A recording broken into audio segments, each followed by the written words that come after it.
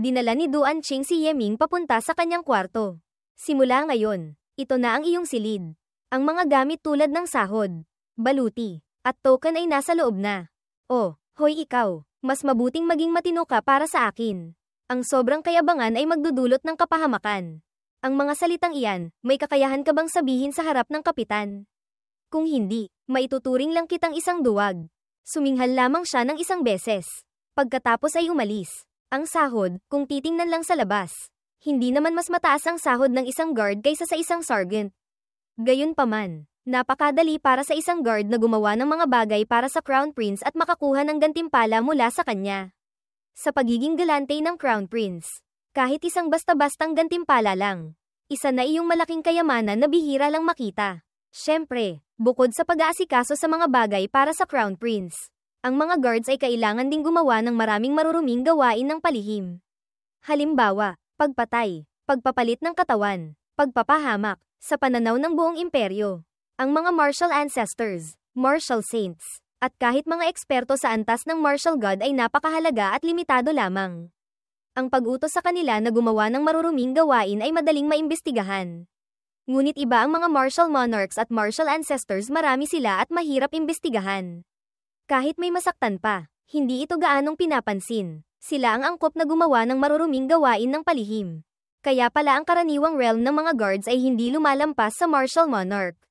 Kahit ang kapitan ay martial ancestor lamang. Lumalabas na ang kanilang pangunahing tungkulin ay hindi ang protektahan ang Crown Prince, kundi ang tulungan siyang asikasuhin ang mga nakakahiyang bagay. Sa sandaling ito, biglang may narinig na mga yabag sa bubong. Agad kumilos si Yeming papunta sa bubong. Si Shui Huanga ay nakaupo roon, kumakain ng kending hawthorn. Shui Huanga, bakit ka nakaupo sa bubong ko sa hating gabi? Kumakain ng kending hawthorn. Kahit paano, nasa loob pa rin ito ng nasasakupan ng Crown Princess Manor. Pabayaan mo ako, hindi naman ako nakaupo sa iyo. Nakaupo sa akin, sa panaginip mo. HMPH, mukhang hindi mo naiintindihan ang sitwasyon mo. Ngayon, kung sisiga ako ng manyak, ikukulong ka sa piitan. Alam mo ba? Kahit si Kwang Thai Thung, kapag nakikita ako, kailangang magalang na tumawag ng Wanga Moy Moy, Sister Wanga. Sige, bahala ka kung anong gusto mong sabihin. Sadya kang pumunta rito sa Crown Princess Manor para hanapin ako. Ano ba talaga ang kailangan mo? Sa isip ni Yeming, gaya ng inaasahan. Hindi ordinaryo ang pagkatao ng batang ito. Ililibre mo ako ng pagkain. Nagulat si Yeming, ha? Ililibre kita ng pagkain. Agad siyang hinayla ni Shui Huanga palayo. Hoy, marunong ka bang makipag-usap? Hating gabi na, tapos sasabihin mong ililibre kita ng pagkain. Wala akong pakialam, basta't ginawa mo akong malungkot. Gusto kong ubusin lahat ng pera mo. Sige, karangalan ko ng gastusan ka. Makalipas ang ilang sandali, sa first grade pavilion, nakaupo sina Yeming at Shui Huanga. Naghihintay. Lumapit ang waiter, dalawang kagalang-galang. Ano po ang gusto ninyong orderin? Ngayong araw, maganda ang mood ng binibining ito. Gusto kong ubusin ang pera ng iba. Lahat ng pagkain sa menu. Ilabas mo lahat. Ha, lahat. Ano, hindi mo kaya? Kung hindi mo kaya, lumipat tayo sa ibang mas maliit na kainan. Ilang putahe lang naman. Sige lang, umorder ka. Seryoso ka ba? Alam mo ba kung nasaan ito? Ito ang first grade pavilion. Isa sa mga pinakamataas na uri ng restaurant sa Imperial Capital ng Vermilion Bird sa Southern Capital. Maging mga prinsipe at prinsesa ay madalas kumain dito. Kaya mo bang magbayad? Hindi ako naniniwala. Isang kainan lang. Makakain ba nito ang mahigit 100 milyong martial god coins ko? Ako ang manlilibre. Ay ito po. Sige po. Makalipas ang ilang sandali, nagsidatingan na ang mga pagkain na parang lumilipad. Lintek, pati karne ng 8th grade demonic beast. Mayroon. Hindi nga maikakailang first grade pavilion. Ganyan karami, makakain ba natin lahat? Siyempre hindi. Tawagin mo pa ang ilang tao rito. Pamitik si Shui Huanga. 3 anino ang lumitaw. Umupo sa harap nilang dalawa. Anong hangin ang nagdala sa inyo rito ngayon? Naalala pa pala kami ni Huang Yato, Huang Girl. Sa isip ni Yeming, ang lakas. Ni hindi ko man lang nakita kung paano sila lumitaw. Huanga, tinawag mo kami rito para ilibre kami ng pagkain. Tama, ngayon lang ulit ako nakapaghanda ng ganito kalaking salo-salo. Kumain lang kayong lahat, huwag kayong mahiya, walang ibang dahilan. Kung gayon, hindi na ako magpapakahiya pa. Isang subo lang, Nilamon na ng batang lalaki ang lahat ng pagkain sa plato. Ang batang ito, isang subo lang. Nalunok na niya ang isang malaking piraso ng karne ng 8th grade demonic beast. Kahit ako, kaunti lang ang makakain ko. Ang pagkain sa mesa, parang hangin lang na nawala. Tuloy-tuloy pa ring naghahatid ng pagkain ang first grade pavilion. 200 taon na akong hindi nabubusog. Ang sarap, mukhang maswerte ka pa kaysa sa akin. Ako, 300 taon nang hindi nakakatikim ng ganito. 500 taon akong nabuhay. Ngayon lang ako nakakain ng ganito. Ano? Ang mga taong ito, ilang daang taon na. Bagamat nakikita ko sa pamamagitan ng karma ay ang kanilang pambihirang pagkatao. Sino ba talaga sila? 3 kayo. Hindi ba kayo magpapasalamat sa naglibre sa atin ng pagkain? Ang maimbitahan kaming kumain ay karangalan na niya. Siya dapat ang magpasalamat sa amin. May prinsipyo kami. Kung iba ang mag-iimbita sa amin kumain, hinding-hindi kami pupunta. Kung hindi dahil sa iyo. Huwag hinding-hindi kami pupunta. Hindi ka pa magpapasalamat sa amin. Ako ang naglibre sa inyo. Tapos kailangan ko pang magpasalamat. Pinapasalamatan ka. Edi magpasalamat ka. Sabi ni Yeming, 3 kagalang-galang. Ang pagbibigay ninyo ng mukha sa inyong lingkod ay lubos kong ikinagagalak. Sana sa susunod ay maimbitahan ko pa rin kayong lahat. Haha, ang batang ito, hindi masama. Kung may pagkakataon, magkita tayo ulit. Pagkasabi nito, agad silang umalis. Ngayon, maaari mo na bang sabihin sa akin kung sino sila? Narinig mo na ba ang tungkol sa Tianyuan 9 Demons? Tianyuan 9 Demons. Talagang hindi ko pa narinig. Talagang ignorante. Ang Tianyuan 9 Demons ay ang 9 na pinakamalakas na demonic beast sovereigns sa Tianyuan continent. Lahat sila ay mga demon gods. Noong nakaraan, sumama ako kay Kwang Thai Thung. Nakilala ko ang tinatawag na Divine Demon Family, kasama ba roon ang 9 demons? Demon Family. Ano ang Demon Family? Hindi man lang sila karapat-dapat magdala ng sapatos para sa 9 demons. Ang 3 iyon ay sina Bear Granny, Serpent Young Master, at Turtle Boy. Nagkataong nasa Southern Capital sila para sa isang gawain. Ang maimbitahan mo silang kumain ay maituturing ng swerte. Isang kainan lang naman. Hindi naman ako umaasang makakakuha ng pabor mula sa kanila. Bilang mga beast gods, ayaw nilang masangkot sa karma. Ngayong kumain sila ng handa mo. Itinuturing na itong yin. Sa hinaharap, tiyak na magkakaroon ng effect. Wow. Huwag paano mo sila nakilala? Hindi kaya, isa ka rin sa 9 demons. Binatukan ni Shui Huang si Yeming sa noo. Huwag kang tumawag ng ganyan kalapit. Ilang daang taon na ako. Kung isa ako sa 9 demons, matagal na kitang kinain. Sa totoo lang, ito ay isang pagsubok na ibinigay ko sa iyo. Dahil sa isang hindi inaasahang pangyayari, nagkaroon ako ng karma connection sa iyo. Kaya kailangan kitang tignan kung anong klaseng tao ka. Kung mabuti ka, iisip ako ng paraan para putulin ang karma connection natin. Mukhang sa ngayon, sa tingin mo ay hindi ako masama. Ngayon, ano na? Talaga bang iyon lang ang iyong layunin?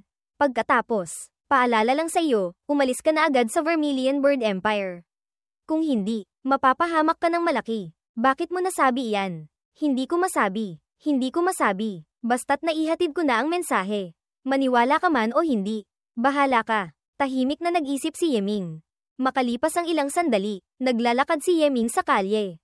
Kakaiba talaga. Malinaw na hindi naman kami gaanong nagkausap ni Shui Huang. Pero pakiramdam ko ay matagal ko na siyang kilala. Dahil ba ito sa karma connection? Sino ba talaga siya? Sa sandaling ito, isang boses ang narinig. Lintek, hintayin mo lang. Ako, malapit ko nang mabawi ang lahat. Nabugbog ba siya ng iba? Ang taong ito, kulang talaga sa palo. Mas mabuting mabugbog pa siya ng ilang beses. Ang ganda ng panahon. Kanina, may tumawag ba sa akin? Siguradong nagkamali lang ng tao. Hoy, Duan Ching, nabugbog ka ba ng iba? Kailangan mo ba ng tulong ni Brother G para makaganti? Ikaw, talaga bang, tutulungan mo ako? Malinaw na dati, ang trato ko sa iyo. Sa isip ni Yeming, ang kapal ng mukha ng taong ito. Hindi ba niya nakikitang nandito ako para mangasar? Ginakap ni Duan Ching ang hita ni Yeming at umiyak. Brother G, pahiram naman ng kaunting pera. Hindi naman marami. 100 milyong martial god coins lang. Sapat na. Masyado na akong maraming natalo. Ang mga ari-arian sa bahay, kapag nalaman ng kuya ko, papatayin niya ako. Magkano ang natalo mo? Nahihiyang sabi ni Duan Ching, 2 bilyon at 3,000 milyon. Kasama doon ang 1 bilyon at 8,000 milyon na hiniram ko sa loan shark sa Sag-Alan. Ang interes, araw-araw dumodoble. Brother G, Pahiram mo naman ako ng kaunti para makabawi ako. Ang pagbawi, pwede, ngunit kailangan mong hayaan akong umakyat. Sa isip ni Yeming, dahil kay Duan Shi, hindi ko pwedeng pabayaan siya. Sa huli, pareho kaming miyembro ng guard regiment. Magkikita at magkikita pa rin kami. Beiming, maghanda ka para sa malaking laban. Sige po, Master. Pagkatapos, may isang lalaking napasigaw habang hawak ang ulo. Talo na naman ako. Hindi masama, nanalo ng 10 bilyon. Sa isip ni Yeming, sa tulong ni Beiming. Mas marami pang pera ang kinikita ng batang ito kaysa sa akin. Shutian, ito ang 2 bilyon at 3,000 milyon na natalo mo. Buo, walang bawas. Ibabalik ko sa iyo. Syempre, hindi ito libre. Pinapatawad ko lang ang interes para sa iyo. Brother G, dati, patawarin mo ako. Ngunit ikaw, isang dakilang tao. Hindi mo pinapansin ang maliliit na pagkakamali. Hindi mo lang ako kinamuhian. Tinulungan mo pa ako. Brother G, huwag kang mag-alala. Pinakamatagal na ang 1 taon. Tiyak na ibabalik ko sa iyo ang perang ito. Sa isip ni Yeming, ang taong ito, hindi naman pala ganap na walang pag-asa. Marunong pa ring magpasalamat. Brother G, sa tingin ko, mabuti kang tao. Ano kaya kung ipakilala ko sa iyo ang kapatid kong babae? Baliw ka ba? Kailangan ko ba ang kapatid mo? Brother G, pakinggan mo ako. Ang kapatid kong babae, si Duan Xiaotian, ay isang kilalang kagandahan. Ngayong taon, 18 taong gulang pa lang siya. Isang likas na sacred body. Napakayabang. Tanging si Brother G lamang ang makakapagpaamo sa kanya. Mayroon na akong kapareha. Wala akong intensyon sa ibang babae. Bukas, kailangan ko pang magpraktis. Uuwi na ako. Hoy, brother. Ang isang lalaki na may 3 asawa at 4 na kerida ay normal lang. Brother G, hintayin mo ako. Kinabukasan, nagtitipon ng mga miyembro ng guard regiment para magpraktis ng formation. Array transformation. Chi Linking. Mga kadena ang lumipad palabas. Nagtipon para bumuo ng isang malaking array. Kuya, ano sa tingin mo si Ji Wagao, Yeming? Si Ji Ban, Yeming, kakaiba ang kanyang martial foundation. Napakatapat. Ang kontrol niya sa Gangchi ay maislan at maingat. Ang kanyang talento sa array formation ay pambihira. 3 araw pa lang, ganap na siyang nakasama sa battle array. Bihirang talento. Hindi lang iyon. Kuya, tingnan mo ang kanyang buong katawan. Itsura, at potensyal. Sa hinaharap, tiyak na may maganda siyang kinabukasan. Tiyak na magugustuhan siya ni Xiaotian. Kung magkakatuluyan silang dalawa, ang batang isisilang nila ay tiyak na magiging isang top tier na henyo. Kung gayon, magkakaroon na tayo ng henyong apo. Kaya pala iyon ang iyong intensyon. Mukhang nagkabati na kayong dalawa. Ngunit ang bagay na ito ay hindi maaaring padalos-dalos. Sa huli, kara-rating pa lang ni Ji Wagao dito. Sa kanyang kasalukuyang ipinapakita, hindi pa siya karapat-dapat kay Xiaotian. Kapitan, mayroon pong iuulat ang inyong lingkod.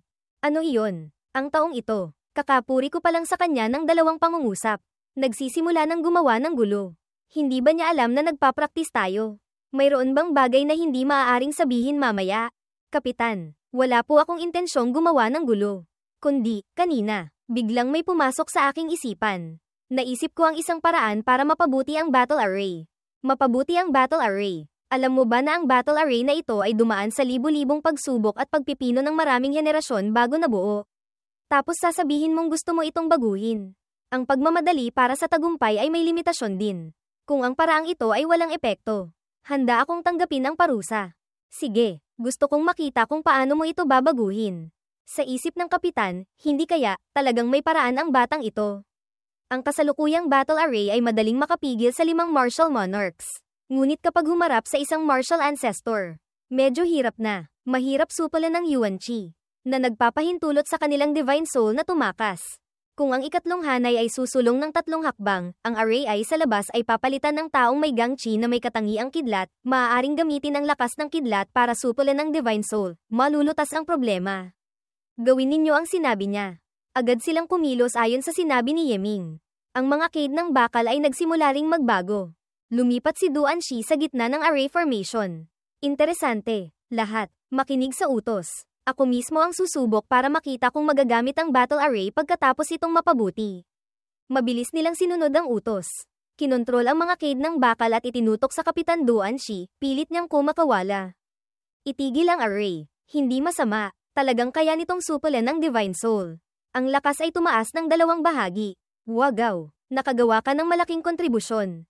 Iuulat ko ito sa itaas. Bibigyan ka ng gantimpala. Sinubukan ko lang naman po, hindi ko inaasahang magtatagumpay ng ganito. Ipagpatuloy ang pagsasanay. Makalipas ang ilang sandali. Ano? Karapat-dapat ba si Ji Wagao kay Xiao Tian? Kung pag-uusapan ang talento, kahit si Xiao Tian ay isang top-grade sacred body, si Ji Wagao ay maaari pa ring makapantay. Ngunit ang mas malaking problema ay si Ji Wagao ay walang kapangyarihan. Walang impluwensya. Mahirap makipag-usap sa mga maharlika at mga batang amo. Ano naman iyon? Huwag mong kalimutan. Si Ji Wagao ay may pera. Sa pagkakataong ito, sa paglusob sa Zuan Tian Great World, hindi ba't ipinatutupad ang contract soldier system? Basta't handa siyang gumastos, anumang oras ay maaari siyang maging isang general. Ang bagay na ito, hindi ako maaaring makialam. Ikaw ang magtanong sa kanya. Lumipat ang eksena sa kainan. Nakaupo si Yeming. May lumapit. Duan Second Master. Bakit ka na parito? Brother G. Nagbibiro ka pa. Anong Second Master? Tawagin mo na lang akong Little Ching. Sa pagkakataong ito, hinahanap kita para pag-usapan ang tungkol sa contract soldier system. Contract soldier system. Ang contract soldier system, ito ay ang mga sundalong kinontrata. Kung mas maraming tao ang lalahok at maglalabas ng pera, mas maraming sundalo ang maaaring makuha, na may tunay na kapangyarihan. Ikaw ay magiging pinuno, magkakaroon ka pa ng karapatang magtalaga ng mga opisyal. Sa madaling salita, sarili mong pera ang gagastusin mo para bumili ng mga sundalo. Sumama sa hukbo, lumaban, magkamit ng karangalan, at maging opisyal, para sa imperyo. Ang contract soldier system ay makakatipid ng malaki sa gastos. Dahil ang sahod at pangangailangan ng mga sundalo ay responsibilidad ng pinuno. Ang imperyo, kaunting lakas lang ang kailangan para makapaglunsad ng malakihang digmaan. Siyempre, ang mga nasamsam sa digmaan at ang mga karangalang militar ay pag-aari ng pinuno. Itinuturing itong paraan ng pagpapalit ng kapangyarihan para sa pera. Ang ganitong paraan ay madaling maging sanhi ng pagiging mayabang ng pinuno, na nagiging banta sa pamamahala ng imperyo. Hanggang ngayon, mayroon, ang Vermilion Bird Empire ang gumagamit ng contract soldier system. Makikita na ang maraming taon ng tuloy-tuloy na pakikidigma sa labas ay nagdulot ng malaking pagkaubos. Mahirap nang suportahan ng kaban ng bayan. Para sa lakayin ng Zuan Tian Great World, kahit sino ay maaaring maging pinuno. Para makuha ang posisyon ng pinuno, kailangang dumaan sa subasta. Kung sino ang magbigay ng pinakamalaking halaga, siya ang makakakuha ng kapangyarihang militar. Sa sandaling maging pinuno, maaari ka ng mamuno ng mga sundalo sa laban. Kung marami kang makakamit na karangalan, maaari ka pang ma-promote. Kaya sa ngayon, ang mga malalaking puwersa ay nasa mga mercenary, napakatindi ng kompetisyon. Kung gusto kong mamuno ng 100.000 tao, magkano ang kailangan kong puhunan? Teka, isipin ko, para sa 100.000 na hukbo, kailangan ng hindi bababa sa 4th grade general. Ang presyo ng bawat sundalo ay hindi bababa sa 50.000 martial god coins. Ibig sabihin, kailangan mo ng 5 bilyong martial god coins. Sa isip ni Yeming, dagdag pa, bago umalis. Hanapin si Yu Chen. Kunin ang kita ng bangko na hawak ko, mayroon sigurong mga 100 bilyon at 300 milyon martial god coins. Kahit isama pa ang mga pangangailangan ng hukbo at iba pang gastos, kaya kung maging pinuno na namumuno ng 200.000 na hukbo. Noong una, si Wuxi ay namuno lamang ng 100.000 na hukbo. Brother, ang bagay na ito ay napakakomplikado. Kung aling mga sundalo ang magagaling. Kung alin ang hindi, tanging ang mga nasa larangan lamang ang nakakaalam ng malinaw. Kung gusto ni brother na kumuha ng mga sundalo, maaari mong hilingin ang tulong ng aking kuya para pumili. Bihasa siya sa larangang ito. Sige, bukas, hihingi ako ng tulong sa kapitan. Kinabukasan, sa Vermilion Bird Training Grounds, humingi na ng tulong si Yeming kay Duan Shi. Magsisimula sa 150.000 sundalo. Zenon Army. Ang panimulang presyo ay 50 bilyon. Zenon Army. Noong nagbabantay sila sa timog, marami silang nakamit na karangalan. Ang presyong 50 bilyon. Napakamura na. Mag-aalok ako ng 51 bilyon. 52 bilyon. Isang grupo ng mga Hangul. Ang mga piling sundalo ng Zenon Army ay lahat nagbabantay sa timog. Ang mga nandito ay puro matatanda at may kapansanan. Tapos bibilihin pa nila. Ang ating Vermilion Bird Empire ay may kabuuang, ilang uri ng malalaking hukbo. 49 na uri, kasama doon, 16 na malalaking hukbo ang nasa malayong ekspedisyon sa labas. Ang natitirang 33 na malalaking hukbo ay nagbabantay sa ating teritoryo. Ilan ang tao sa bawat malaking hukbo? Ang sitwasyon ng bawat grupo ay magkakaiba. May mga grupo na napakakaunti ng bilang. Halimbawa, ang Zenan Army. Mayroon lamang mga 500.000 tao. May mga grupo naman na napakarami ng bilang. Tulad ng Feilong Army na nagbabantay sa West Sea. Mayroon silang mahigit 8 milyon katao. Tungkol naman sa mga pangunahing hukbo na nakikidigma sa labas. Ang bilang ay hindi tiyak na marami. Ngunit ang kanilang kagamitan ay napakagagaling. Maligayang pagbati, Ji Zhangui. Nakuha ninyo ang mga sundalo ng Zenan Army sa halagang 70 bilyon. Susunod. Tatawagin ko na ang susunod na grupo ng mga sundalo. Malalaking mga yabag ang narinig. Maging ang mga taong nakatayo sa tabi ay natakot at napapawisan. Ang bagong grupo ng mga sundalo na umakyat ay may malalaki at matitipunong pangangatawan. Mga kagalang-galang, ang 30,000 taong ito ay lahat kinuha mula sa Giant Spirit Army. Lahat sila ay mga miyembro ng Giant Spirit Race. Ang mga Giant Spirit ay may malakas na kakayahan sa pakikipaglaban. Ngunit mahirap pamahalaan, kaya ang presyo ay medyo mababa. Panimulang presyo, 10 bilyon. Ang mga miyembro ng Giant Spirit Race ay napakatigas ng ulo. Kumakain ng hilaw, lumalamon ng buhay, likas na mababangis, at hindi sumusunod sa pamamahala. Tama ka, narinig ko, lalo na ang grupo na ito na dinala sa training grounds ngayon. Sila ang pinakamasasama, kahit ang pinuno ng mga Giant Spirit ay hindi sila mapamahalaan. Kung hindi, bakit naman sila kukunin ng kanilang pinuno at ibebenta sa subasta? Hindi ko sila mapapamahalaan, hayaan na lang. Kapitan, ganoon ba kahirap pamahalaan ang Giant Spirit Race? Dapat mong malaman, dati, noong ang Giant Spirit Army ay nakikipaglaban sa labas, ang kanilang posisyon ay mas mataas pa kaysa sa Vermilion Bird Army. Sa ganoong treato, hindi pa rin sila napamahalaan. Ang grupong ito, tinanggal pa nga at ibinenta sa subasta. Isipin mo na lang kung gaano sila kasira. Kahit mahigpit na batas militar, hindi sila mapatino. Batas militar, HMM. Nang ahas pa nga silang bugbugin ang kanilang general. Natatakot pa ba sila sa pagpugot ng ulo habang tumatawa? Paanong mapapatinaw sila ng kakarampot na batas militar? Kung may pagkakataon, gamit ang kanilang talento, hindi na sana sila napunta rito. Maliban na lamang kung ang mamamahala sa kanila ay mas mabangis pa kaysa sa kanila. Baka sakali pa. Ang ibig ninyong sabihin, simple lang. Tingnan mo ang mga Giant Spirit Soldiers na ito. Karamihan sa kanila ay Grand Martial Masters. Iilan lang ang martial ancestors. Kung matatalo mo ang lahat ng kanilang mga Grand Martial Masters na may mataas na cultivation, susundin ka nila. Tahimik na nag-obserba at nag-isip si Yeming. Ngayon, ang subasta ay magsisimula na. Panimulang presyo, 10 bilyong martial god coins. Lahat ay tahimik, walang gustong bumili. Mukhang wala nang iba pa. Ang ganitong uri ng mga sundalong hindi sumusunod sa pamamahala, talagang mahirap magkaroon ng bibili. Sige, susunod na grupo. Kung gayon, mag-aalok ako ng 10 bilyon. Baliw ka na ba? Nag-aaksaya ka lang ng pera para bumili ng gulo. Hindi ka man lang dapat nakipagnegosasyon sa akin. Basta na lang nag-alok, masyadong padalos-dalos. Kung talagang hindi ko sila mapasunod, ayos lang. Ituring ko na lang na naglabas ako ng pera para bumili ng leksyon. Hay, ang leksyon mong ito, masyadong mahal.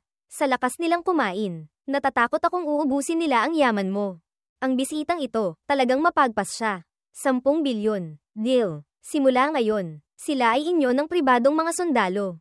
Maaari nyo silang gawin ang gusto ninyo. Kahit patayin pa sila. Pagkatapos, kasama ni Yeming si Duan Qing para kunin ang mga tao. Ay, Brother Jiko, bakit mo binili ang ganitong klaseng mga tao? Ang mga ito, may itsura ba silang sundalo? Kung hindi mo alam, aakalain mong mga bandido sila. Paano mo sila pamamahalaan? May sarili akong paraan. Hey, talagang isang bata. Ang taas niya, hindi man lang umabot sa binti ko. Hoy ikaw, alin ba ang daliri mo dyan? Siyempre, ang pangatlo. Ha ha ha, mga kapatid, simula ngayon, ako na ang inyong pinuno. Ako ang may hawak ng inyong buhay at kamatayan. Ito ang training grounds na espesyal kong inupahan para sa inyo. Simula ngayon, dito kayo mag-e-ensayo. Isang sundalo ang umupo sa lupa. General, pagod na si Lolo. Hindi na makapag-practice. Pwede mo ba akong buhatin para makapag-practice? Nagkatinginan silang dalawa. Haha, hindi ba't pinahihirapan mo ang ating munting general? Baka mapiga mo siya hanggang mamatay. Hindi na tayo makakain. Hey, hindi naman sa hindi pwede. Ngunit, Napakalakas ng aking puwersa. Baka hindi ka karapat-dapat. Lakas. Tumilapon siya dahil sa hagis ni Yeming. Hahaha. Hindi ko inaasahan. Nahagis ng isang munting bata. Hindi kaya. Bata, matagal ka nang hindi nakakain ng masarap kaya kapayat. Nakakahiya ka sa giant spirit race namin. Hindi ka pa pumunta at kumain ng putik pansamantala. HMPH. Isang grupo ng mga hanggal. Mahirap bang aminin na mas malakas ang iba? Ang general. Sa ganitong lakas, gamit ang katawan ng tao. Natatakot akong malapit na niyang maabot ang kahulugan ng lakas. Susunod, hayaan ninyong si Meng He ang makipagpaligsahan sa general. Tingnan natin kung kaninong lakas ang mas malaki. Sa isip ni Yeming, ang kahulugan ng lakas, iyon ang sukdulan ng kontrol sa lakas. Pagkatapos magkaroon ng 50 milyong jin, umabot na ito sa punto ng pagbabago. Ngayon, ang buong lakas ni Master ay hindi na malayo sa 50 milyong jin. Tingnan mo ang tiwala mo sa sarili. Parang ikaw ang pinuno. Ikaw na siguro ang may pinakamalakas na puwersa sa lahat. Hindi ba? Sige, sundin kita. Isa laban isa tayo. Naghanda si Meng He. Agad siyang sumugod kay Yeming. Isang malakas na bang. Pinipigilan siya ni Yeming gamit ang isang kamay. Mukhang, malinaw na kung sino ang nanalo at natalo. Ako, talo na ako. General, paano mo kami balak sanayin? Kumain, uminom, magsaya. Dati, mga kapatid, kailangan ninyong lumabas at makipagdigma. Hindi masarap ang pagkain. Hindi mainit ang damit. Ako, bilang inyong pinuno, syempre kailangang alagaan ko kayong mabuti. Kumain, uminom, magsaya. Haha, yan din ang masasabi mo. Ang giant spirit race namin ay malakas kumain. Natatakot akong kakainin ka namin hanggang maghirap ka. Tanong ni Duan Ching kay Yeming, brother. Anong ginagawa mo? Hindi ko maintindihan. Huwag na nating pag-usapan ang iba. Yung pagkain lang. Hindi kayang suportahan ng iisang tao. Maliit na bagay. Tulungan mo akong pumunta sandali. Imbitahin mo lahat ng mga chef mula sa mga restaurant sa Southern Capital. Gusto kong magluto sila dito mismo. Heto ang 1 bilyong martial god coins. Ibinibigay ko sa iyo. Huwag mong alalahanin ang presyo. Tiyak na sapat para sa 3,000 malalaking hukbo na kumain at uminom. Sige, tungkol naman kay kuya. Kakausapin ko siya para sa iyo. Hihingi ako ng leave para sa iyo ng ilang panahon. Hindi mo na kailangang pumunta sa training. Sana pagkatapos ng ilang araw, makakita ako ng ibang giant spirit soldiers. Lumipas ang panahon. Ang mga chef ay naimbitahan na at nagluluto. Hahaha, habang hindi pa tayo pinapaalis ng hanggal na general na ito. Kailangang kumain tayo hanggang mabusog. Sa tingin mo, gaano katagal tayo mananatili rito sa pagkakataong ito? Pinakamatagal, 7 araw. Tiyak na ililipat na naman tayo. Hay, ang kainang ito, hindi maliit ang gastos. Talagang itinuturing tayong mga tanga na madaling lokohin. Ayos lang, kaya kong suportahan. General, gusto mo bang uminom ng alak? Karaniwan lang. Ang patumbahin kayong lahat ay walang problema. Binuksan ni Yeming ang bibig at uminom ng alak mula sa kamay ni Meng He. Hahaha, General, gusto mong makipag-inuman. At sinabi pang patutumbahin kaming lahat. Ngayon, mga kapatid, turuan natin ang munting general kung ano ang taas ng langit at lalim ng lupa. Inom. Makalipas ang ilang sandali, lahat sila ay nakahandusay na. Hindi na makainom pa. Yung munting bata na iyon, talagang magaling uminom. Paanong nagkasya sa katawan ng munting bata na iyon? Kahit pa ang giant spirit race. Ang uminom laban sa akin ay medyo mahirap. Sa isip ni Yeming, sa huli, si Master ay may True Dragon Vein. Ang katawan ng True Dragon Vein. Gaano man kalakas ang giant spirit race, hindi sila makakainom laban sa isang dragon. General, ang pag-inom ng alak, humahanga ako sa iyo. Ngunit bilang isang lalaki, hindi sapat ang marunong lang uminom. Kailangan ding marunong kumain. Nangangahas ka bang makipagpaligsahan sa akin? Anong hindi ko kakaharapin? Duan Ching, sabihin mo sa chef, ihanda nila ang 9 na baka, 10 tupa, 100 manok, hatiin sa 2 pantay na bahagi ayon sa timbang. Magpapaligsahan kami, kung sino ang unang maubos. Siya ang panalo. Sige po, makalipas ang ilang sandali, dahan-daang lumabas ang pagkain. Napatingin si Meng He sa bundok ng karne.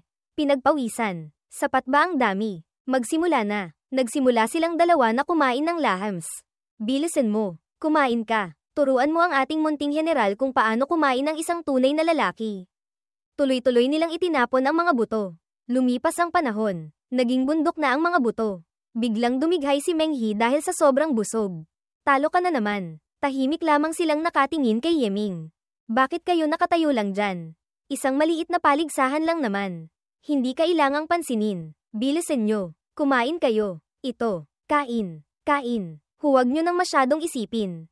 Kumain lang tayo. Hirap na hirap tayong makakuha ng malaking pagkakataon. Hindi matalo sa bugbugan. Hindi matalo sa inuman. Ngayon, pati sa kainan. Hindi rin matalo. Sunod-sunod na kahihiyan. Ngayon, pati itong karne. Hindi na masarap kainin. Hay, bahala na nga. Bilisan nyo. Kumain. Sa sandaling ito, lahat sila ay nakahandusay na at natutulog. Nadaganan pa nila si Duan Qing. Nagising si Yeming. Lasing na naman ako. Bihira lang ito mangyari. Kagabi, talagang naparami ang inom ko. Sa sandaling ito, isang malakas na bang ang narinig. Lintek, gumising kayo. Gusto nyo pa bang maging sundalo? Bilisan nyo. Gumising kayo at magpraktis. General, ngayon ba, magpapraktis tayo ng mga sundalo? General, magpapraktis ba tayo ng mga sundalo? Magpraktis ng mga sundalo. Brother G, kusa silang humihiling na magpraktis ng mga sundalo. Mukhang nakumbinsi mo na sila. Tama, kailangang magpraktis ng mga sundalo. Kung hindi, paano tayo lalaban? Anong practice ng mga sundalo? Sinabi ko na, dadalhin ko kayong mga kapatid para kumain, uminom, at magsaya. Masyadong mahirap ang pagpapraktis ng mga sundalo. Ngayong araw, bibigyan ko kayo ng tig-1,000 baon.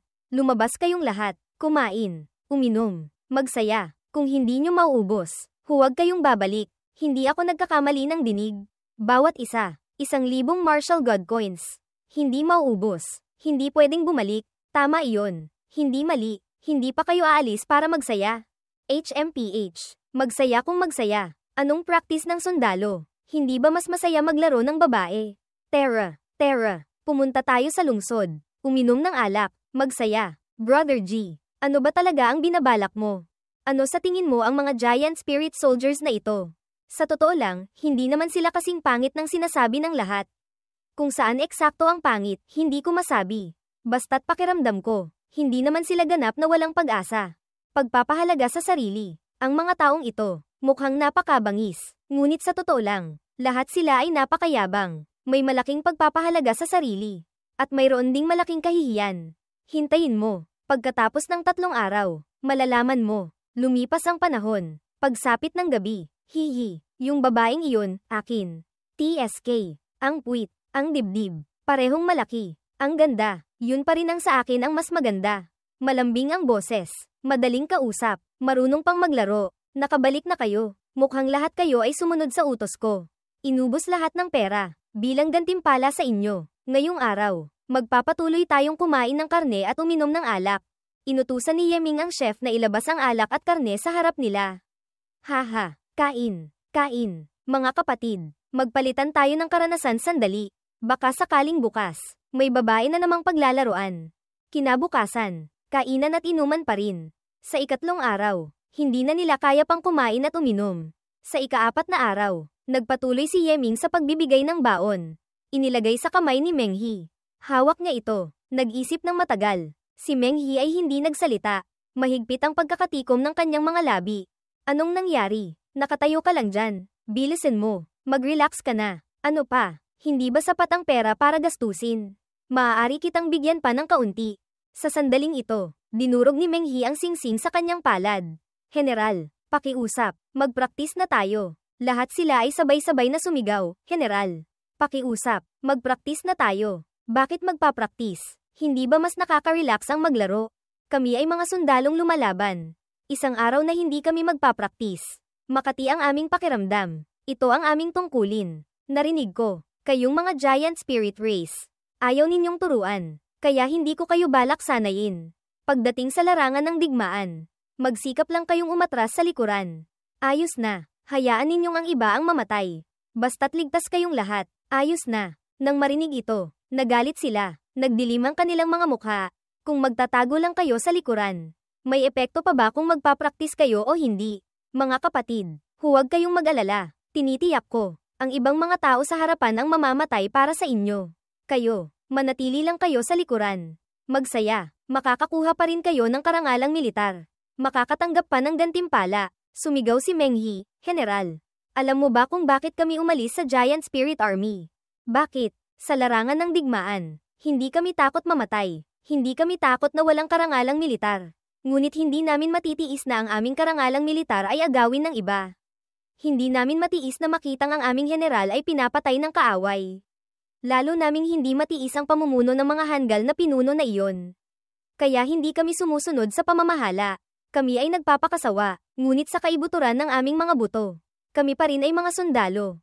Sa pagharap sa kaaway, kami ay tiyak na susulong. Kung bibigyan ko kayo ng karangalang militar, bibigyan ko kayo ng matatalim na sandata, bibigyan ko kayo ng respeto, bibigyan ko kayo ng pagkakataon. Handa ba kayong maging tapat sa akin? Sa sandaling ito, lahat sila ay sabay-sabay na lumuhad. Nagbibigay galang sa general. Sige, ha, napakagaling. Talagang hindi ako nagkamali ng piniling mga sundalo. Lahat ng sundalo, makinig sa utos. Ngayong umaga, magsisimula ang pagsasanay. Masusunod, pagkatapos ng 3 araw ng pagpapakasawa, at kasabay ng paggastos ng 10 bilyong martial god coins. Sa wakas ay napasunod ni Ye Ming ang mga sundalo ng Giant Spirit Race. Malinaw sa kanya na nakapulot siya ng isang kayamanan. Ang mga sundalo ng Giant Spirit Race ay may malalakas na pangangatawan. At ang kanilang potensyal ay higit pa sa ordinaryong tao. Kailangan silang tratuhin ng maayos. Pagkatapos ng ilang araw na pag-obserba, pumili si Ye Ming ng 81 tao mula sa Giant Spirit Troop. Ang may pinakamababang talento sa kanila ay mayroon ng treasure body. At ang realm ng bawat isa ay nasa martial ancestor level na. Ang kanilang average na lakas ay mahigit 1,000,000 jin. Tungkol sa 81 taong ito, hindi lamang sila pinasoli ni Ye Ming sa araw-araw na battle array training, kundi personal pa niyang itinuro ang Dragon Elephant Art at naglabas ng isang patak ng Dragon Elephant Blood. Hinati sa 81 bahagi. Bawat isa ay gumamit ng isang bahagi. Sa tulong ng Dragon Elephant Blood. Kasama pa ang katotohanan ang mga tao ng Giant Spirit Race ay likas na kayon sa Dragon Elephant Art. Ang cultivation ng grupong ito ay mabilis na tumaas. At ang kanilang lakas ay lumakas ng husto. Habang nagkukultivate ang kanyang mga tauhan, si Ye Ming ay hindi rin nagpapahinga. Ilang araw lamang ng cultivation, naka-breakthrough na siya sa 2nd grade martial master. Ngunit kumpara sa pressure na ibinibigay sa kanya ni Kuang Thai Thung, ang kaunting pag-angat na ito ay mahirap makapagpasaya sa kanya. Ayon sa impormasyong ipinasa ni Duan Shi, pagkatapos ng 3 araw, handa na ang malaking hukbo. Si Kuang Thai Thung ang mamumuno sa malaking hukbo papunta sa Zuantian Great World. Sabi ni Bei Ming, sa larangan ng digmaan, hindi mabilang na mga eksperto ang nagpapatayan. Sa kasalukuyang lakas ni Master, huwag nang sabihing makaharap ng martial ancestor o martial saint. Kahit makaharap pa ng martial monarch, mahirap manalo. Sa ganoon kaikling panahon, ang pag-angat ng realm ay hindi gaanong makakapagpataas ng lakas. Iminumungkahi ni Bei Ming na ipagpatuloy ni Master ang pag-cultivate ng Dragon God Art.